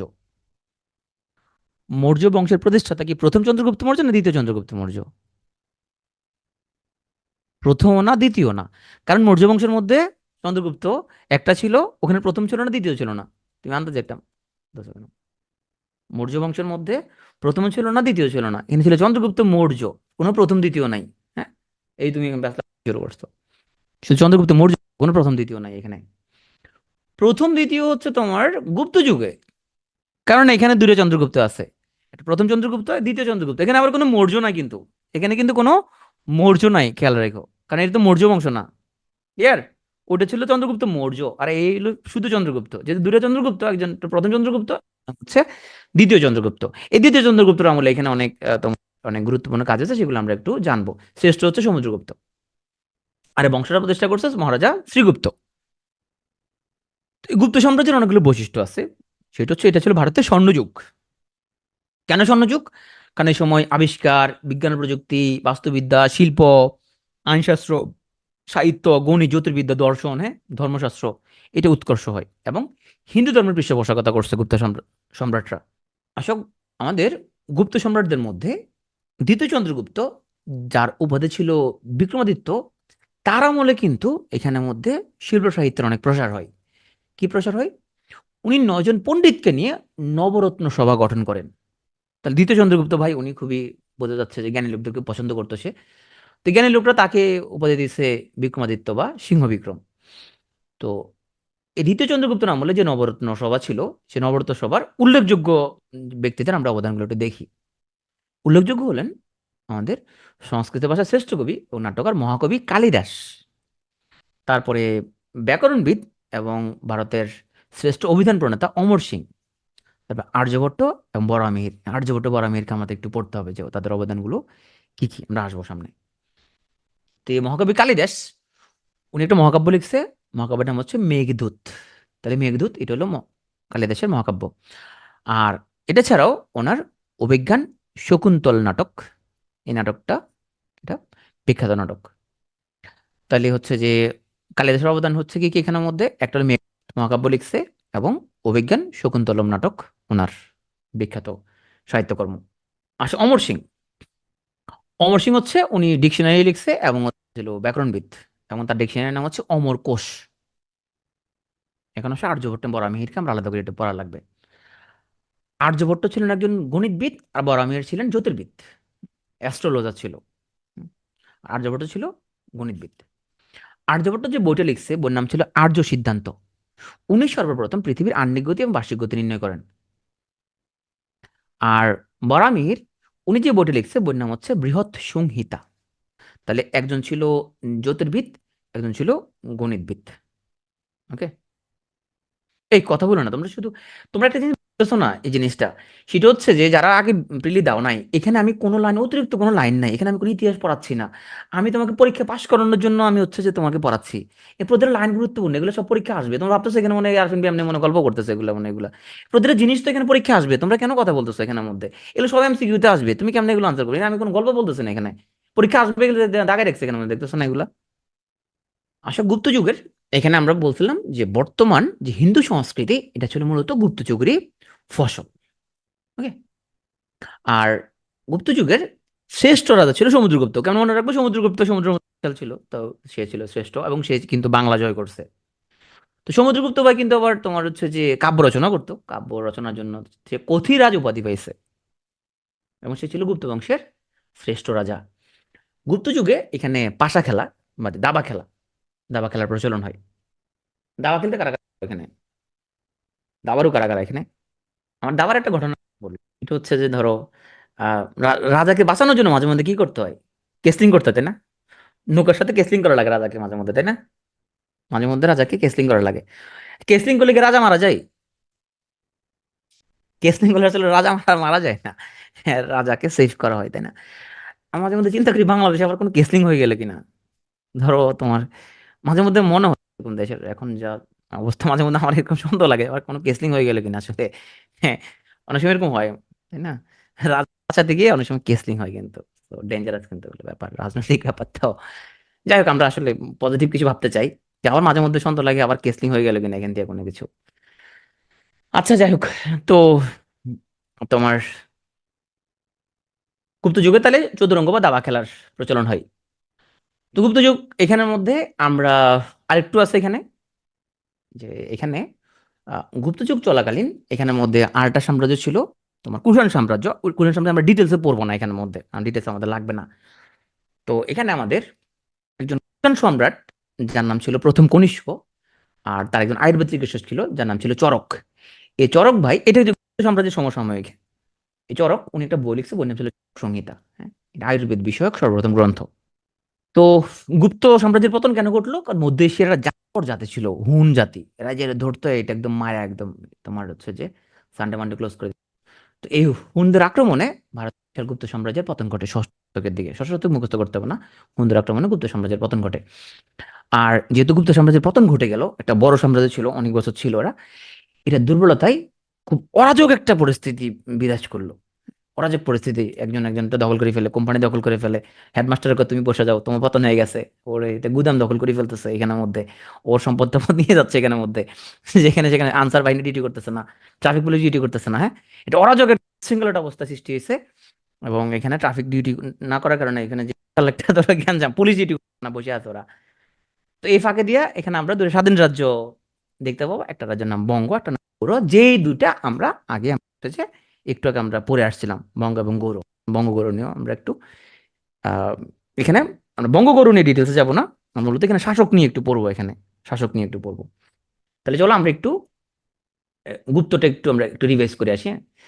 তাহলে আমাদের গুপ্ত হচ্ছে প্রতিষ্ঠাতা হলো শ্রীগুপ্ত, প্রথম স্বাধীন রাজা হলো প্রথম চন্দ্রগুপ্ত, শ্রেষ্ঠ হলো সমুদ্রগুপ্ত, আর উল্লেখযোগ্য একজন শাসক ছিল দ্বিতীয়, যার আন্ডারে সাহিত্যের অনেক উন্নতি হয়েছে। এখানের মধ্যে কালিদাস ছিল তার এখানে রাজদরবারে অলঙ্কিত করছে।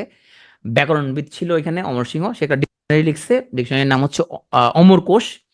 আর্যভট্ট ছিল গণিতবিদ, এবং সে হচ্ছে তোমার আর্য সিদ্ধান্ত লিখছে, এবং আহ্নিক গতি বার্ষিক গতির সে পরিমাপ করছে। বরাহমিহির সে হচ্ছে যে একটা বই লিখছে বৃহৎ সংহিতা নামে। তারপর আমরা বলছি যে হিন্দু সংস্কৃতি বর্তমানে এটা গুপ্ত যুগেরই ফসল। আর সমুদ্রগুপ্তকে বলা হয়তো প্রাচীন ভারতের নেপোলিয়ন। সে কিন্তু সমতট ছাড়া মোটামুটি পুরো বাংলা জয় করছে, এবং সে কবিতা টবিতা লিখতো, এবং এই জন্য ওকে কবিরাজ উপাধি দেওয়া হয়েছে।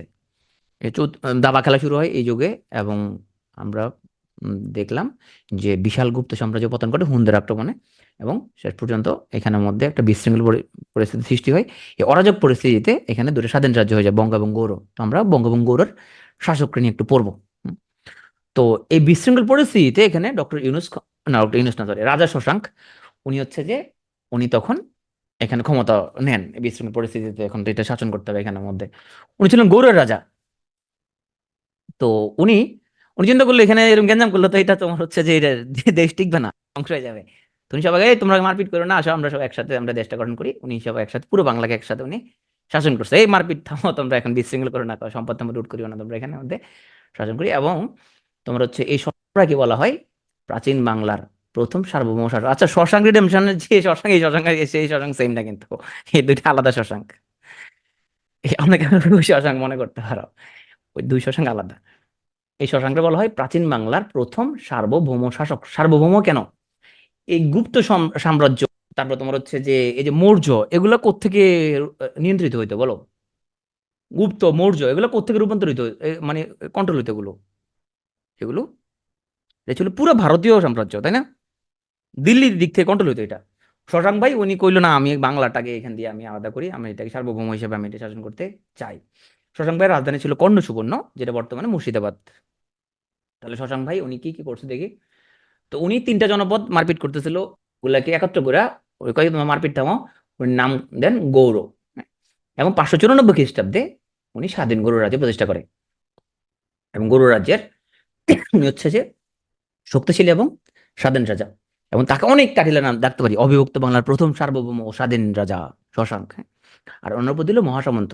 মহাসামন্ত বলতে ওই গুপ্তদের মহাসামন্ত মানে জমিদারের মতো একটা ব্যাপার আর কি। তোমার হচ্ছে যারা তোমার ট্যাক্স কালেক্টর, হ্যাঁ, ধরো ডিসির মতো পোস্ট, মহাসামন্ত ডিসি, এখানে ট্যাক্স কালেক্ট করতো তারা এখানে এসে। গুপ্তদের একজন সে মহাসামন্ত ছিল। তো সে এখানের মধ্যে এই এখানে যখন অরাজক পরিস্থিতি চলতেছিল, তখন সে চিন্তা করলো এগুলো একত্র করে এটাকে আলাদা করে আমি শাসন করতে পারি। তার রাজধানী কোনো সুবর্ণ বলছে অলরেডি। শশাঙ্ক ভাইয়ের মারা যাওয়ার পরে এখানে আবার সমস্যা দেখা গেছে। শশাঙ্ক তো খুব শক্তিশালী একজন আহ শাসক ছিল শশাঙ্ক। ওনার মৃত্যুর পরে আবার হচ্ছে যে এখানে আমাদের খুব মনটা খারাপ হয়ে গেছে। আমাদের বাংলাদেশে তো শশাঙ্কের মৃত্যু হলে কিন্তু খবর আছে আমাদের কিন্তু হ্যাঁ, শশাঙ্ক ভাইয়ের বয়স কিন্তু অনেক অনেক হয়ে গেছে। এটা টেনশনের বিষয়, কিন্তু 84 ইয়ার্স ওল্ড। টেনশনের বিষয় না, তাই না? এটা কিন্তু খুবই টেনশনের বিষয়, ওনার কিন্তু অনেক বয়স হয়ে গেছে। তো যাই হোক, শশাঙ্কের মৃত্যুর পর আবারও একটা তোমার মাচ্ছন্নে দেয়। মাচ্ছন্নে মানে বুঝছো, বড় মাছ ছোট মাছকে খাই ফেলতেছে। হ্যাঁ, কয় বেটা আগে এখানে চাঁদা লইতে একদল, এখন আমি লোমো চাঁদা, কয় আমার দিবি চাঁদা। হ্যাঁ, তো এখন নতুন একদল আছে, চাঁদা মাদা লওয়া শুরু হয়েছে। মাচ্ছন্ন সৃষ্টি গেছে এখন। তো এখানে হিউয়েন সাং ভাই উনি আবার শশাঙ্ককে একটু ইয়া করছে, একটু কিছু আহ, তার সমালোচনা করছে, যে বলছে যে শশাঙ্ক হচ্ছে বৌদ্ধ ধর্ম নিগ্রহ করছে। তবে এগুলো অনেক কিছু ঐতিহাসিক সত্যতা পাওয়া যায় না। আবার বর্তমানে ভারতের তোমার বিজেপির তোমার হচ্ছে যে হিন্দুত্ববাদী কিছু লোকজন, ওরা বলতেছে শশাঙ্ক হলো প্রথম বাংলা সন প্রবর্তন করছে। যে তোমরা সাধারণ জ্ঞানের কিছু বইয়ের মধ্যে পাবা যে শশাঙ্ক প্রথম বাংলা সন প্রবর্তন করছে, এরকম ঘটনা পাবা। তবে ইতিহাসবিদ এটা নাকচ করে দিচ্ছে, বলছে না এটা আসলে সঠিক না, এটা হুদাই, এটা বেহুদা অপপ্রচার। অনেকে শশাঙ্কের বাংলা সাল প্রবর্তক বলে দাবি করে। এই জন্য কিছু জিকের বইয়ের মধ্যে পাইতে পারো যে শশাঙ্ক বাংলা সাল প্রবর্তন করে, আসলে না, এটা বেহুদা। তো শশাঙ্কের মৃত্যুর পরে তোমার হচ্ছে গোরের রাজা হর্ষবর্ধন। হর্ষবর্ধন নিয়ে আমাদের এখানে খুব বেশি কিছু পড়ার নেই। আমরা এখন আসবো এখন আমাদের শশাঙ্ক ভাই এখানের মধ্যে। ওনার মারা যাওয়ার পরে এখানে আসলে বাংলাদেশে এখানে তখন বড় মাছ ছোট মাছ খাই ফেলতেছে, এক এলাকা আরেক এলাকা দখল করে ফেলতেছে, চাঁদা মাদা চালু হয়ে গেছে এখানের মধ্যে, এলাকা দখল চলতেছে। এটা অরাজক একটা পরিস্থিতি। শশাঙ্ক একটা গুপ্ত পরবর্তী অরাজকতা শশাঙ্ক কন্ট্রোল করছিল। কিন্তু তারপরে এখন যে মাচ্ছন্ন নয়, শশাঙ্ক চলে গেছে, এখন আমার মাচ্ছন্ন চলে গেছে। তো এইভাবে 100 বছর চলছে। মাই গড, 100 বছর! আমাদের এখানে 100 বছর চললো, তা ভাই আমরা তো মরে টরে যাবো এর মধ্যে, আমরা এর মধ্যে মরে যাবো। যাক, আমাদের অরাজক অবস্থা যাতে আমাদের যাতে আগে শেষ হয়ে যায়। মাই গড, মাচ্ছন্নই এখানে হয়ে গেল। মাচ্ছন্নের পর আমরা এখন ইলেকশন করবো একটা। মাচ্ছন্ন কি জিনিস? এটা হলো আইন শৃঙ্খলার অবনতি, অরাজকতাপূর্ণ অবস্থা। সালটা কত? এটা শশাঙ্কের মৃত্যুর পরে, সপ্তম অষ্টম শতক। প্রায় 100 বছরের মতো। 100 বছরের মতো এটা। অষ্টম শতকের মাঝামাঝি এসে মাৎস্যান্বয়ের অবসান ঘটে। হ্যাঁ, শুনো, ধরো 701 সাল, এটা কত শতাব্দী বলো তো? 701 সাল কত শতাব্দী? সপ্তম নাকি অষ্টম? 701 সাল কত শতাব্দী বলবা? অষ্টম শতাব্দী, রাইট, অষ্টম শতাব্দী। 750 মানে হচ্ছে যে অষ্টম শতকের মাঝামাঝি। আর সূচনা হয় শশাঙ্কের মৃত্যুর পরে। আর এটা হচ্ছে মূলত তোমার হচ্ছে যে যখন তাম্রপাল শাসনামল চলতেছিল এখানের মধ্যে। তো এটা আসলে এখানে খুব নির্দিষ্ট কোনো রাজা কন্ট্রোল করে রাখতে পারে নাই, যে যার মতো করে এখানে এলাকা দখল করছে এখানে। আর রাজা গোপালের পাল বংশোপদেশের মাধ্যমে তোমার হচ্ছে যে মাৎস্যন্যায়ের অবসান ঘটে এখানের মধ্যে। হ্যাঁ, ওকে। 2024 একবিংশ শতক। তা আসো আমরা একটু এখান দিয়া, তাহলে গুপ্তদের পরে এইখানের মধ্যে তোমার হচ্ছে যে কি হলো, গুপ্ত সাম্রাজ্যের দুর্বলতায় অরাজক পরিস্থিতি সৃষ্টি হয়, দুটো স্বাধীন রাজ্য সৃষ্টি হয়, বঙ্গ এবং গৌড়। আর এখানে গৌড় রাজা ছিলেন শশাঙ্ক। উনি তিনটা এলাকা একত্রিত করে প্রথম শাসন করে, এই জন্য ওনাকে বলা হয় প্রথম স্বাধীন ও সার্বভৌম। আসলে ওনাকে বুঝতে পারছো, গুপ্ত এবং তোমার হচ্ছে যে মৌর্য, এটা ছিল তো তোমার আহ পুরো ভারতবর্ষ, পুরো ভারতবর্ষ, হ্যাঁ, ছিল। তাম্রপাল একটা শাসন আমল, তখনই যে সময় কেলেন এটা। কিন্তু এরা তোমার হচ্ছে যে পুরোটা কন্ট্রোলে রাখতে পারে না, এখানের মধ্যে ওদের কিছু রাজা ছিল। এরপর আমরা আসবো এখন একটু ইলেকশন করতে হবে, চলো। এখন আমরা এখন একটু ইলেকশন করব। তো আগে রাজা সিস্টেমটা ছিল এরকম যে একজনে নিজেকে রাজা ঘোষণা করতো, তারপরে পোলা রাজা, তারপরে পোলা রাজা। এখন অনেকদিন কোনো রাজা মাজা নাই, কি করবো তাহলে আমরা? রাজা মাজা নাই এখন, কি নিজেকে রাজা ঘোষণা করতে পারতেছে না। এ রাজা ঘোষণা করলে থাপ্পড় দিব, এই বেটা তুই বল, তুই কি রাজা? মানে চিন্তা করলে তাহলে আমাদের রাজা লাগবে, তাহলে আমরা এখন ইলেকশন দিব। তো ইলেকশন আমরা আওয়ামী লীগের আমলে ইলেকশন না, রিয়েল ইলেকশন এটা। ইলেকশনে তখন জনগণ ভোট দিয়া গোপালকে তোমার ওদের ওদের রাজা বানাইছে। তাহলে গোপাল হচ্ছে সে ভারতবর্ষের তোমার আমাদের প্রথম গণতান্ত্রিক শাসক, এই বাংলা রিজিয়নের প্রথম গণতান্ত্রিক শাসক। এরা পালরা আবার কিন্তু বাংলাদেশ আবার এদের আমরা কিন্তু অনেক দূর বিস্তৃত করছে, অনেক বছর ছিল, 400 বছরের মতো ওরা ক্ষমতা ছিল, অনেক বছর ছিল আর ক্ষমতায়, দীর্ঘ সময় ক্ষমতা ছিল পালরা, অনেক পর্যন্ত ওরা সাম্রাজ্য বিস্তার করছে। তাহলে আমরা এখন, আমরা প্রথম মৌর্য দিয়ে শুরু করছি, মৌর্য থেকে আমরা গুপ্ততে গেছি, এবং গুপ্তর পরে আমরা চলে আসছি এখন হচ্ছে যে পাল বংশে চলে আসছি, পাল বংশের প্রতিষ্ঠাতা গোপাল ভাই। তাহলে উনি কিন্তু নিজেকে রাজা ঘোষণা করেন নাই, ওনাকে লোকজন ভোট দিয়া ওনাকে হচ্ছে যে ওনাকে নিয়ে অনেক অলৌকিক কাহিনী আছে, আমরা অলৌকিক কাহিনীতে যাব না। আমরা হচ্ছে যে যেহেতু আমাদের ক্লাস শেষ করতে ওই জন্য অলৌকিক কাহিনী আমরা যাবো না। অনেক কিন্তু অনেক অলৌকিক অলৌকিক কাহিনী আছে ওকে নিয়ে। এই হচ্ছে হচ্ছে গোপাল। এই পালরা সবচেয়ে বেশি সময় শাসন করে। পালরা ছিল বৌদ্ধ। এই পালদের মধ্যে শ্রেষ্ঠ শাসক ছিল ধর্মপাল। এই সময় আমরা একটা বিদ্রোহ দেখব। সেই বিদ্রোহটার নাম হচ্ছে বরেন্দ্র বিদ্রোহ, যেটা পালরাতে দ্বিতীয় মহিপালের সময়। এখন এই যে শ্রেষ্ঠ শাসক বললাম, একটু আমাকে আনসার দেওয়া তো। গুপ্তদের শ্রেষ্ঠ কে ছিল? গুপ্তদের শ্রেষ্ঠ কে ছিল? কি মনে রাখবা? সমুদ্রের মতো বড় ছিল একজন সমুদ্রগুপ্ত। আচ্ছা, তার আগে মৌর্যদের শ্রেষ্ঠ কে ছিল? মৌর্যদের শ্রেষ্ঠ কে ছিল? অশোক। শ্রেষ্ঠ ছিল অশোক। আর পালদের মনে রাখবা, ধর্ম পালন করতে মনে হয় সে খুবই, এই জন্য মানে সে মনে রাখবে এভাবে যে শ্রেষ্ঠ, তাহলে আর তোমার এখানে জ্ঞানজাম লাগবে না। আচ্ছা, গুপ্তদের প্রতিষ্ঠাতা কে ছিল? গুপ্তদের প্রতিষ্ঠাতা কে ছিল বলো? প্রতিষ্ঠাতা ছিল শ্রীগুপ্ত। শ্রীগুপ্ত। প্রথম রাজা, প্রথম স্বাধীন রাজা কে ছিল? স্বাধীন রাজা ছিল প্রথম চন্দ্রগুপ্ত। রাইট, প্রথম চন্দ্রগুপ্ত। এই যে তোমরা পারতেছো, দেখছো এখন কিন্তু আস্তে আস্তে তোমরা একটু একটু করে পারতেছো, একটু একটু। তোমরা প্রথমে টেনশন করছিলে, ভাই এত কিছু কেমন মনে রাখবো? টেনশন কিছু নাই, দেখো পারবা। তো এই পাল বংশ, এটা সবচেয়ে বেশি সময় শাসন করে। 400 বছরের মতো শাসন করে ওরা। 400 বছর পুরো না, 400 বছর চেয়ে একটু কম। আর এখানের মধ্যে ধর্মপাল ছিল শ্রেষ্ঠ শাসক। সে অনেক বড় বড় স্থাপনা বানাইছে। তার মধ্যে একটা হচ্ছে সোমপুর বিহার, আমরা আসতেছি সেখানের মধ্যে। আর পাল রাজা দ্বিতীয় মহিপালের সময় এখানে বরেন্দ্র বিদ্রোহ হয়। তো আসো আমরা শ্রেষ্ঠ যে তাকে একটু পড়ি, ধর্মপাল। গোপাল ভাইয়ের মৃত্যুর পর ধর্মপাল বাংলা সিংহাসনে বসে, এবং পাল রাজাদের মধ্যে তিনি ছিলেন সর্বশ্রেষ্ঠ। এবং বাংলা বিহার ব্যাপী তার শাসন প্রতিষ্ঠিত ছিল। তো উত্তর ভারতে আধিপত্য নিয়ে এই সময় তিনটা রাজবংশ প্রতিযোগিতা করতেছিল। বাংলার পাল রাজপুতরা ছিল গুর্জর প্রতিহার, আর দক্ষিণাতে ছিল রাষ্ট্রকূট। হ্যাঁ, এটা ত্রিশক্তি সংঘর্ষ বলে তোমার হচ্ছে যে এটা পরিচিত ছিল। হ্যাঁ, এটা অনেক বছর ধরে চলছে, এবং 800 থেকে শেষ দিকে যুদ্ধ শেষ হয়। এটা তোমার মুখস্থ করা লাগবে না। ধর্মপাল ভাই উনি প্রায় 40 বছর উনি রাজত্ব করে, অনেক দীর্ঘ বছর। তো দেখি ধর্মপাল যেহেতু শ্রেষ্ঠ, যেহেতু নিশ্চয় বিলেন টিলেন বানাইছে, বিলেন টিলেন না বানালে তো আমরা শ্রেষ্ঠ স্বীকৃতি দিতে হচ্ছে যে রাজি না। হ্যাঁ, আমরা সবসময় বিলেন টিলিং আমরা খুব পছন্দ করি, যে বিল্ডিং বানাইছে আমরা এটা দেখি। শিক্ষা স্বাস্থ্য এগুলোর দিকে আমরা নজর একটু কম। বিল্ডিং টিলিং দিকে অনেক বছর থাকে বিল্ডিং, এই জন্য বিল্ডিং বানানোর দিকে মনোযোগটা বেশি আমাদের। তো আমরা দেখি কোনো বিল্ডিং বানাইছে কিনা। একটা বিহার বানাইছে।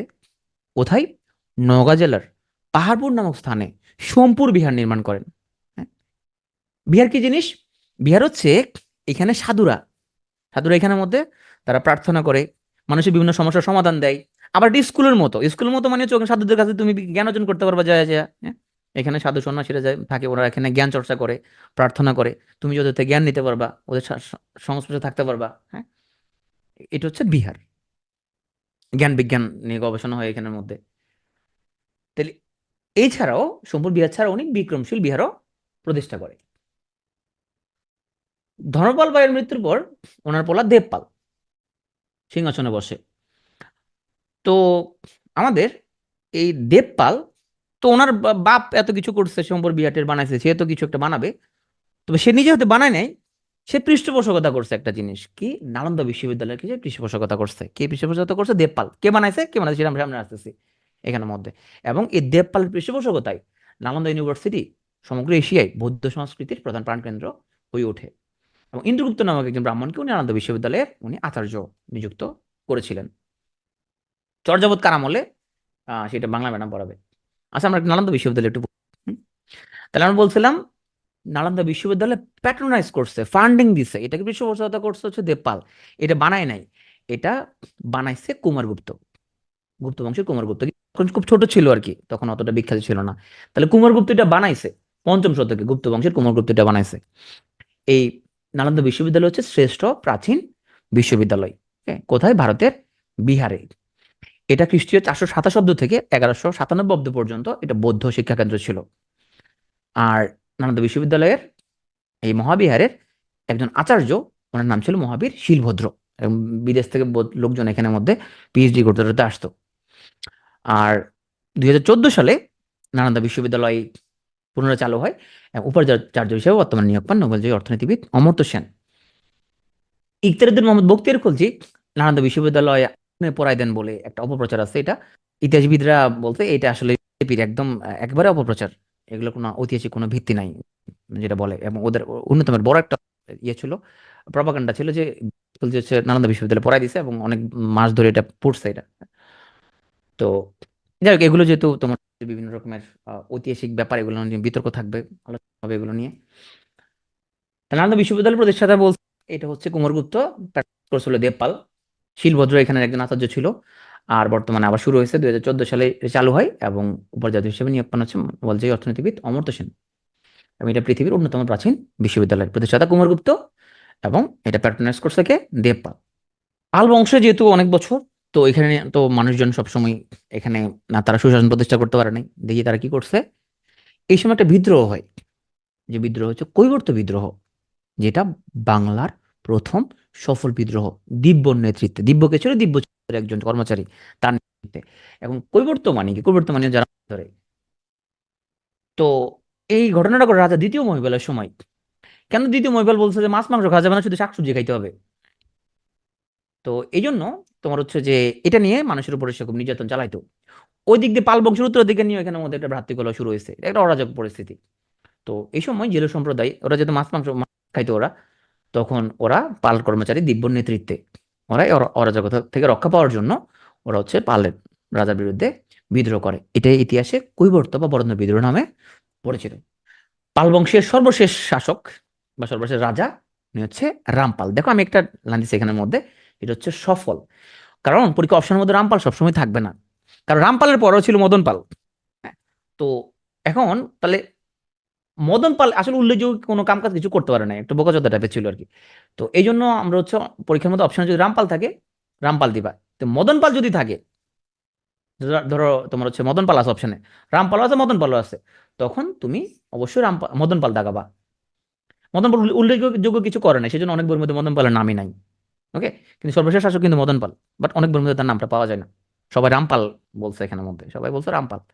তো এই জন্য তোমরা জাস্ট নাইস টু নো, জেনে রাখবে এটা, যদি অপশন মদন থাকে অবশ্যই মদন পাল দেখাবা। উল্লেখযোগ্য কোনো কীর্তি নাই তার, এই জন্য তাকে অনেক বইয়ের মধ্যে তোর নামটাম নাই। সবাই হচ্ছে যে রামপালই শেষ করে দিছে। রামপালের সর্বশেষ সফল শাসক। হ্যাঁ, এবং হচ্ছে যে রামপাল ভাইয়ের ওনার জীবনী নিয়ে তখন সন্ধ্যাকর নন্দী নামক একজন কবি ছিল, এবং সে রামচরিত রচনা করছে, এবং এই রচনা থেকে আমরা রামপাল ভাইয়ের জীবনী সম্পর্কে হচ্ছে আমরা জানি। আচ্ছা, এই রামপালের সাথে রামসাগরের কোনো সম্পর্ক আছে? হুম? এই রামপালের সাথে রামসাগরের কোনো রিলেশনশিপ আছে নি? রামপালের সাথে রামসাগরের কোনো রিলেশন আছে নি?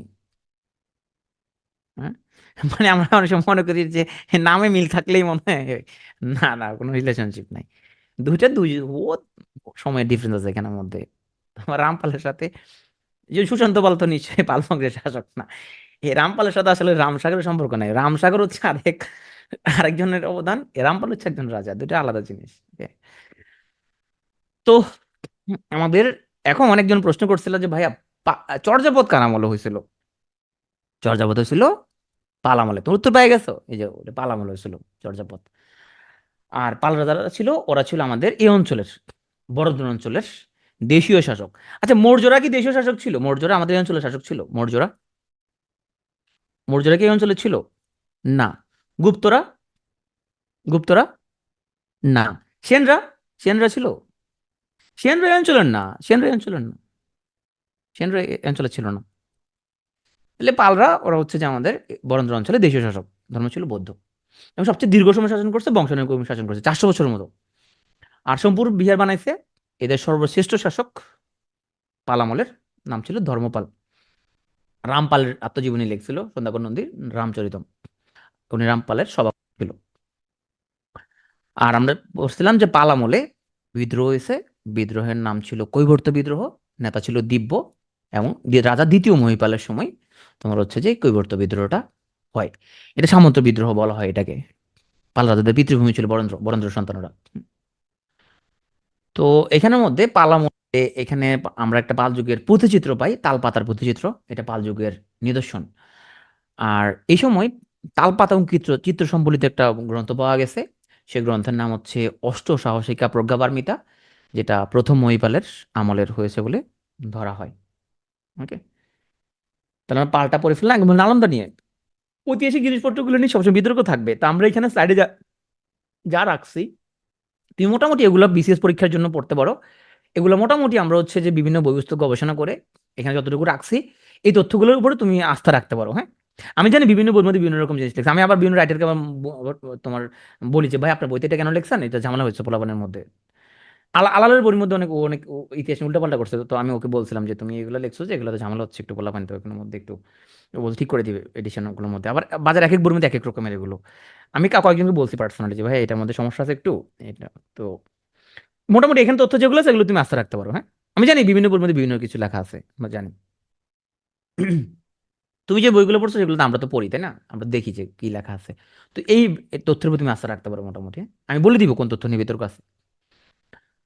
তাহলে গোপাল হচ্ছে প্রথম শাসক, গণতান্ত্রিক শাসক, প্রথম পাল বংশের প্রতিষ্ঠাতা, সবচেয়ে বেশি সময় শাসন করে। শ্রেষ্ঠ হচ্ছে ধর্মপাল। আর পালদের আমলে একটা বিদ্রোহ হয়, বিদ্রোহ নাম হলো বরেন্দ্র বিদ্রোহ। ওর সময় পাল রাজা ছিল দ্বিতীয় মহিপাল, তার পালরা ছিল বৌদ্ধ ধর্মের। ধর্মপাল সে অত্যন্ত উদার ছিল। তারপর হচ্ছে যে তার আমলে সোমপুর বিহার নির্মাণ নির্মাণ হয়। এটা হচ্ছে নওগাঁ জেলার পাহাড়পুর নামক স্থানে। তার পলার নাম ছিল দেবপাল। দেবপাল ভাইও পড়াশোনার প্রতি বেশ একটা আগ্রহ ছিল তার, এবং সে নালন্দা বিশ্ববিদ্যালয় প্যাট্রোনাইজ করে এটাকে অনেক এক্সপান্ড করে এটাকে। আর নালন্দা বিশ্ববিদ্যালয় যেটা শ্রেষ্ঠ প্রাচীন বিশ্ববিদ্যালয়, কুমারগুপ্ত ভাই এটার প্রতিষ্ঠাতা। আর বর্তমান এটার উপাচার্য হচ্ছে অমর্ত্য সেন, প্রথম শতকে নির্মিত নালন্দা। তারপরে হচ্ছে যে আমরা বলছি যে এখানে সর্বশেষ সফল হচ্ছে যে রামপাল। আর অ্যাকচুয়ালি শেষ হলো মদন পাল, কিন্তু অনেক বইয়ের মধ্যে মদন পালের নাম লেখা নাই। শেষ। তো অপশনে যদি মদন পাল থাকে অবশ্যই মদন পাল তুমি দাগাবা, কিন্তু নাও থাকতে পারে মদন পাল অপশন, রামপাল থাকলে তো তুমি ওটাই দাগাবা। তারপরে আমরা হচ্ছে যে এখানে আমরা তালপাতার পুঁথি জানতে পারলাম। তার আরো জানলাম যে এই চর্যাপদ এটা পাল আমলেই এটা তোমার হচ্ছে যে রচিত হয়, আদি নিদর্শন পাল আমলের। তার আমাদের পাল শেষ। আর আমরা একটা রাজবংশ পড়ে মোটামুটি আমাদের হচ্ছে যে আজকে এমন আমরা ঘুরতে পারবো না কোনো এলাকায়, কারণ অলরেডি আমাদের 11টা 5 বেজে গেছে। তো চলো আমরা সেন বংশ পড়ি। তো সেন বংশ যাওয়ার আগে আমাকে আগে বলো যে হচ্ছে যে আমাদের যে নবরত্ন সভা এটা কোন সম্রাটের আমলে, কোন রাজার আমলে হয় নবরত্ন সভা? যে রাজা কালিদাস, তোমার মহাকবি কালিদাস, কোন গুপ্ত? আকবর বলে হে রে রে।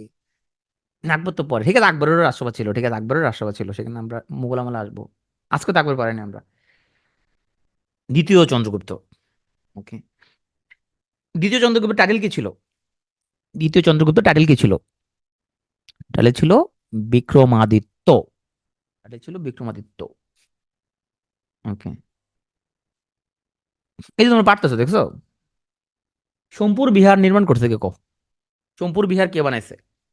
সোমপুর বিহার, সোমপুর বিহার বানাইছে ধর্মপাল। শ্রেষ্ঠ কিন্তু ধর্মপাল। নালন্দা বিশ্ববিদ্যালয়ের প্রতিষ্ঠা করছে কে? কুমারগুপ্ত। প্রতিষ্ঠা করছে কুমারগুপ্ত, প্যাটার্নাইজ করছে দেবপাল।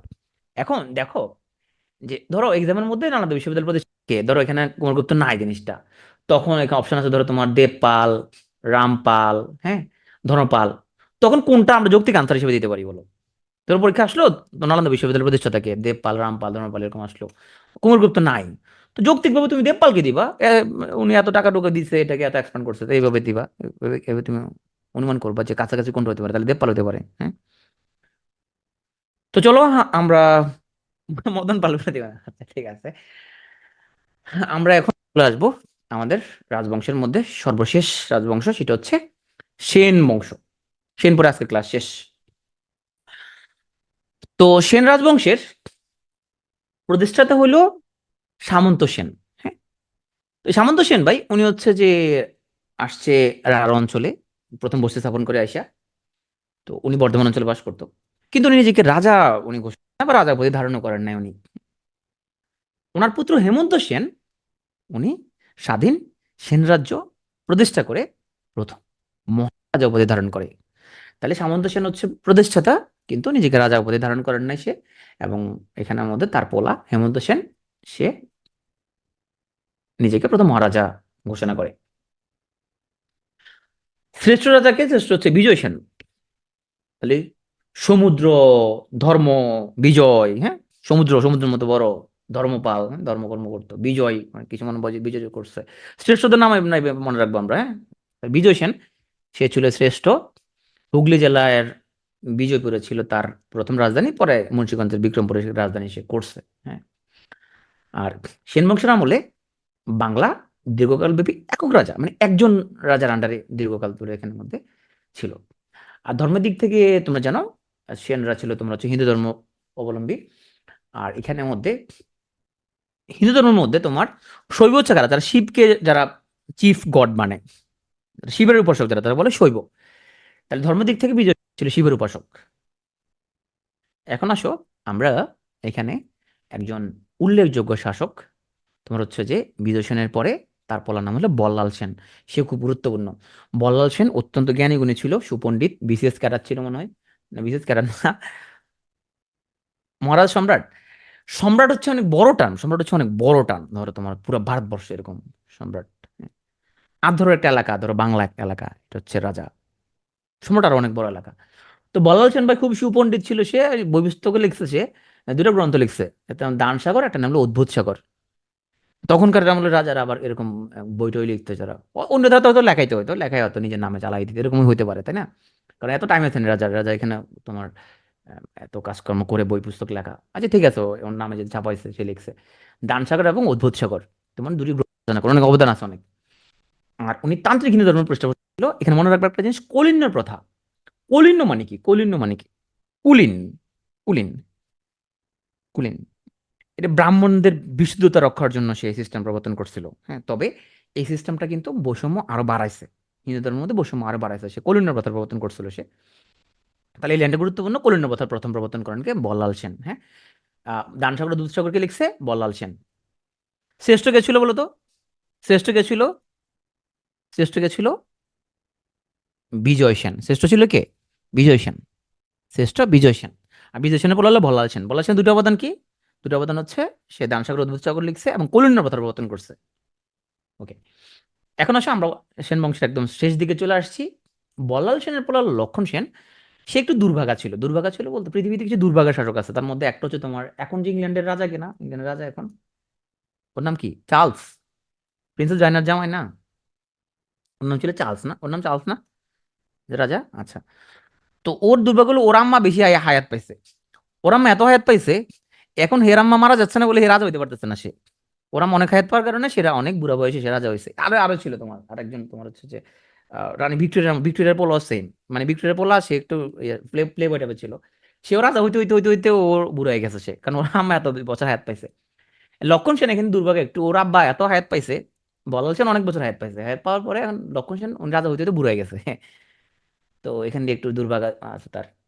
আচ্ছা, লক্ষণ সেন উনি হচ্ছে যে ওনার ওনার নাম একটা লাইন মনে রাখবা, উনি হচ্ছে গৌরেশ্বর উপাধি ধারণ করে। গৌরের ঈশ্বর, গৌরেশ্বর, গৌরের ঈশ্বর, গৌরেশ্বর। হ্যাঁ, তো লক্ষণ সেন উনি ওনার আমলে 1206 সালে, 1204 সালে, সরি, 1300 শতকের প্রথম দিকে মুসলিম সেনাপতি ইখতিয়ারউদ্দিন বখতিয়ার নদী আক্রমণ করে।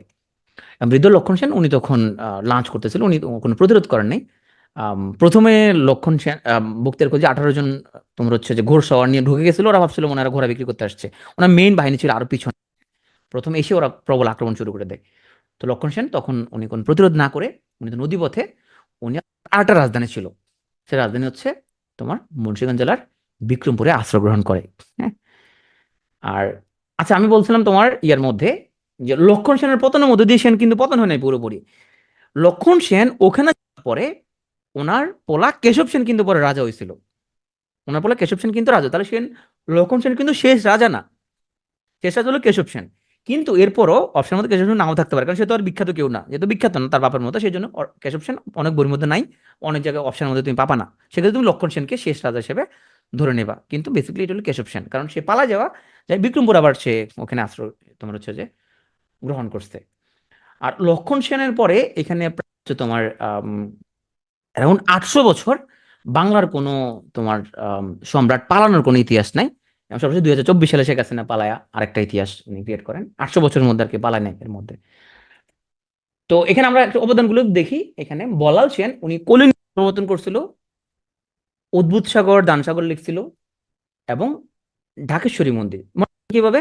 যে বল্লাল সেন যেহেতু ব্রাহ্মণের জন্য কলিন্যের কথা, তাহলে নিশ্চয়ই সে কোনো মন্দির নিয়ে কিছু একটা বানাইছে, তাহলে ঢাকেশ্বরী মন্দির বল্লাল সেন মনে থাকবে। আর বিজয় সেন শ্রেষ্ঠ কেন মনে রাখবে? বিজয় সেন তো আমি তো বিজয় অনেক কিছু অর্জন করছে, তাহলে সে শ্রেষ্ঠ। মনে রাখবে এভাবে।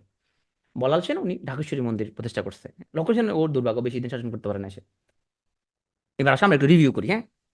দেখো, যখন আমি তোমাদের চারটা দেখাছিলাম মাথার মধ্যে হিজিবিজি লাগতেছিল, এবার হিজিবিজি লাগছে না দেখো। আচ্ছা এবার রিভিউ করি, হ্যাঁ? এবার ইনশাল্লাহ হিজিবিজি লাগবে না। তাহলে মৌর্য সাম্রাজ্য, এটা প্রথম সাম্রাজ্য, প্রথম রাজবংশ এটা। প্রতিষ্ঠাতা হলো প্রথম চন্দ্রগুপ্ত মৌর্য, ঠিক আছে কিনা? প্রতিষ্ঠাতা কি প্রথম চন্দ্রগুপ্ত মৌর্য কিনা? আর মাত্র 5 মিনিট শেষ। মৌর্যের মধ্যে কোনো প্রথম দ্বিতীয় বলে কিছু নাই, এটা প্রথম দ্বিতীয় নাই, এটা হলো চন্দ্রগুপ্ত মৌর্য। শ্রেষ্ঠ হচ্ছে অশোক, শ্রেষ্ঠ হচ্ছে অশোক। দেখো, এর এই যে বিভিন্ন বইয়ের মধ্যে বিভিন্ন কিছু থাকতে পারে, কোনো বইয়ের মধ্যে চন্দ্রগুপ্ত মৌর্যকে শ্রেষ্ঠ লিখতে পারে, কিন্তু এখানে এই তথ্যগুলো আমরা অনেক ভেরিফাই করে নিচ্ছি, হ্যাঁ। তুমি এগুলোর উপর আস্থা রাখতে পারো, অন্য বইয়ের মধ্যে কি লিখলো আমাদের দেখার বিষয় না। শেষ শাসক বৃহদ্রথ, খুব উল্লেখযোগ্য কিছু করেনি, যেন আমরা এটা পড়ি নাই। রাজধানী পাটলিপুত্র। প্রাদেশিক রাজধানী, বাংলার রাজধানী ছিল পুন্ড্রবর্ধন। গুপ্তচরদের উপদে ছিল সঞ্চারা, এবং ধর্ম ছিল বৌদ্ধ। অশোকের আমল থেকে বৌদ্ধ, এর আগে সনাতন। অশোকের আমল থেকে ওরা বৌদ্ধ, ওর আগে ছিল সনাতন। আসলে গুপ্ত, প্রাচীন ভারতের স্বর্ণযুগ। কেন স্বর্ণযুগ? শিল্প, সাহিত্য, দর্শন, ন্যায়শাস্ত্র, গণিত, এগুলার ব্যাপক উৎকর্ষ সাধনের জন্য এটাকে বলা হয় প্রাচীন ভারতীয় স্বর্ণযুগ। প্রতিষ্ঠাতাকে মহারাজা শ্রীগুপ্ত। আচ্ছা ধরো পরীক্ষার মধ্যে অপশনের মধ্যে লেখলো যে আমাদের প্রতিষ্ঠাতাকে, এখন শ্রীগুপ্ত অপশনের মধ্যে নাই, প্রথম চন্দ্রগুপ্ত আছে, চন্দ্রগুপ্ত মৌর্য আছে, তাহলে কোনটা আনসার দেওয়া উচিত? ধরো এই শ্রীগুপ্ত অপশনের মধ্যে নাই, নাও থাকতে পারে এরকম, অপশনের মধ্যে নাই, তাহলে তুমি কি করবে তখন? তাহলে তুমি ওনার কাছাকাছি ওনাকে দাগাবা, যেহেতু সে প্রথম সম্রাট, প্রথম স্বাধীন বা শক্তিশালী রাজা। এইভাবে তুমি নিজের আইকিউটা খাটাবা যে ঠিক আছে এখানের মধ্যে তো শ্রীগুপ্ত অপশনের মধ্যে নাই, তাইলে তো হচ্ছে যে প্রথম চন্দ্রগুপ্তকে আমরা দিতে পারি। এইভাবে নিজের আইকিউ খাটাবা, সবসময় ধরো গৌতে বসে থাকবে না আনসার নাই এখানে, মধ্যে ভুল দিচ্ছে এখানে। আর শ্রেষ্ঠ হচ্ছে কি, শ্রেষ্ঠ হচ্ছে সমুদ্রগুপ্ত। কেন শ্রেষ্ঠ সমুদ্রগুপ্ত? সে হচ্ছে যে তোমার বাংলা টাংলা জয় করছে, বাংলার নারীদের হৃদয় জয় করে ফেলছে, সে কবিতা লিখতো, কৈফিরাজ উপাধি পেয়েছে, সে কবিতা লিখে বাংলার নারীদের হৃদয় জয় করছে। তবে হ্যাঁ, সমতটের মেয়েদের সে হচ্ছে যে হৃদয় জয় করতে পারে নাই, হ্যাঁ, সমতট এখান দিয়ে সে পারে নাই। সমতট কোন এলাকা বলো তো? মনে আছে কিনা সমতট? সমতট কোন এলাকা? আমাদের হচ্ছে নোয়াখালী, কুমিল্লা, নোয়াকু, এই চট্টগ্রাম বলে। আস্তাগফিরুল্লাহ, সমতট বলে চট্টগ্রাম? আল্লাহ, আমি আজকে সারাদিন কি পড়াইলাম, এখন কয় সমতট চট্টগ্রাম। চট্টগ্রামের মেয়েরা তোমার চলে যায়, ওটা এলিট এলাকা, ওটা এলিট এলাকা, হরিকেল হচ্ছে এলিট এলাকাগুলো। তো তোমার শেষ হচ্ছে দ্বিতীয় জীবিত বিষ্ণুগুপ্ত, যেটা থাকে সেটা দিবা, হ্যাঁ। সন্দীপ, সন্দীপ এগুলোর মধ্যে পড়ে না, সন্দীপ স্বাধীন ছিল, এইগুলোর মধ্যে পড়ে না। আচ্ছা গুপ্ত এখানের মধ্যে, এদের রাজধানী পাটলিপুত্র ছিল, বাংলা প্রাদেশিক, তাও যথারীতি এখানের মধ্যে পুণ্ড্রনগরে ছিল। আর এখানে ধর্ম ছিল সনাতন ধর্ম বা হিন্দু ধর্ম বা ব্রাহ্মণ ধর্ম। আর বর্তমান যে হিন্দু কালচারটা, এটা গুপ্ত সাম্রাজ্যেরই অবদান। আচ্ছা পাল বংশ, দীর্ঘ সময় শাসন করছে তারা, অনেক বছর শাসন করছে ওরা, অনেক বিস্তৃত ছিল ওদের। এবং প্রতিষ্ঠাতা ছিল রাজা গোপাল। শ্রেষ্ঠ হচ্ছে যে তোমার ধর্মপাল। শেষ শাসক হচ্ছে তোমার রামপাল। কিন্তু অরিজিনাল হচ্ছে মদন পাল। কিন্তু মদন পাল অপশনে নাও থাকতে পারে, হ্যাঁ। মদন পাল অপশনে নাও থাকতো, কেন ওনার অবদান খুব বেশি নাই, এই জন্য নাই, ওনার নাম খুব বইয়ের মধ্যে নাই। এদের রাজধানীও পাটলিপুত্র। এবং ধর্মপালের আমলে কিছুদিনের জন্য রাজা ছিল তোমার আমাদের সে মহাস্থানগড়। মহাস্থানগড়ে কিছুদিন তার ধর্মপালের রাজধানী ছিল, পাহাড়পুরে তার রাজধানী ছিল। এখানের মধ্যে সে বগুড়া দই খুব পছন্দ করতো, এবং সে রাতের বেলা সবসময় ঘুমানোর আগে বগুড়া দই খাইয়ে ঘুমাইতো। এই জন্য সে চিন্তা করলো রাজধানীটা এখানে নিয়ে আসতে মানে ভালো হবে, তাই জন্য সে এখানে বগুড়া এখানে রাজধানী স্থাপন করছে দইটা খাওয়ার জন্য এখানে। সর্বশেষ সেন বংশ। তাহলে সর্বশেষ রাজবংশ, ওরা কিন্তু বাংলার এই এলাকার লোক না, ওরা কিন্তু দাক্ষিণাত্যের কর্ণাটক থেকে আসছে, ওরা কর্ণাটক এলাকা থেকে আসছে ওরা। হুম? রাঢ় অঞ্চলে বসতি কাটছে। রাঢ় অঞ্চলে বসতি কাটছে কে? সামন্ত সেন, কিন্তু নিজেকে রাজা উপাধি সে ঘোষণা করে নাই। তার পলা হেমন্ত সেন বলছে আমি মহারাজা। তবে হেমন্ত সেন শ্রেষ্ঠ না, শ্রেষ্ঠ হচ্ছে কে? বিজয় সেন, নামের মধ্যে আছে বিজয়, তাহলে শ্রেষ্ঠ সে, হ্যাঁ। আর বিজয়ের পলা বল্লাল সেন, অনেক কিছু অবদান আছে। উনি হচ্ছে কলিঙ্গ প্রথার প্রবর্তন করছে, উনি হচ্ছে অদ্ভুত সাগর দান সাগর লিখছে। হুম? উনি উনি একটা মন্দির বানাইছে, কোনটা বলো তো? আচ্ছা নগাঁতে, নগাঁতে, সরি। ও এখানে আমি একটু বগুড়ার দিকে চলে গেছিলাম না, আচ্ছা আমি বগুড়ার দিকে চলে গেছিলাম না। আচ্ছা আম খাইতে মনে হয় নগাঁতে, ঠিক আছে, তোমার এখানে আম খাইতো সে, ঠিক আছে, দই না, দই না, সরি, এখানে আম খাইতো সে, আম খাওয়ার জন্য সেখানে আসছে ওকে নগাঁতে। ঠিক আছে যাও, বগুড়ার দিকে চলে গেছিলাম না, আচ্ছা ওখানে কাছাকাছি তো, সমস্যা নেই। তারপরে তোমার হচ্ছে যে কৈলন্য প্রত্যাবর্তন করছে বলাল সেন। আর এখানে আমরা পড়ছিলাম সেনরা ছিল হিন্দু ধর্ম। আর ওদের রাজধানী ছিল নদিয়া বা নবদ্বীপ। আর এটার রাজধানী ছিল হচ্ছে তোমার বিক্রমপুর, মানে মুন্সিগঞ্জে। নদিয়া থেকে পলায় এখন কিন্তু বিক্রমপুরে চলে আসছিল কিছুদিনের জন্য লক্ষণাবতী। কি ধরো কিছুদিনের জন্য লক্ষণাবতী ছিল, বর্তমান গরু নামে যেটা পরিচিত। আর সর্বশেষ রাজার কথা বলছিলাম আমরা, তোমার হচ্ছে যে বেসিক্যালি এটা কেশব সেন আনসার, কিন্তু কেশব সেন অপশন নাও থাকতে পারে। কেন থাকবে না? কারণ কেশব সেন তো খুব উল্লেখযোগ্য কিছু না, কারণ ওর আব্বা যখন বিক্রমপুরে চলে আসছে তখন সেখানে হচ্ছে যে ওর আব্বার পরে কেশব সেন রাজা হয়েছিল, কিন্তু সে তো খুব উল্লেখযোগ্য না। তখন তো অলরেডি শাসন শুরু করে দিচ্ছে, অলরেডি খিলজিরা শাসন করা শুরু করে দিচ্ছে, তো এখানে সে কিছুদিন লুকা টুকা ছিল। এই জন্য আমরা সবসময় কেশব সেনকে পাবো না। তো এই হচ্ছে আমাদের সেন বংশ। আর সেন বংশের মধ্যে দিয়ে আজকে আমাদের ক্লাস এখানে শেষ। আমার টার্গেট ছিল আজকে আসলে আমরা কয়েক জায়গায় ঘুরতে যাব, কিন্তু আমাদের ঘোরাঘুরি হলো না আজকে। আমরা ঘোরাঘুরি কালকে ক্লাসে আমরা হচ্ছে যে আমরা ঘোরাঘুরি অংশটুকু কালকে হচ্ছে আমরা অ্যাড করব পরের ক্লাসে। ঘোরাঘুরিটা হচ্ছে আমাদের পরের ক্লাসে। তো থ্যাংক ইউ।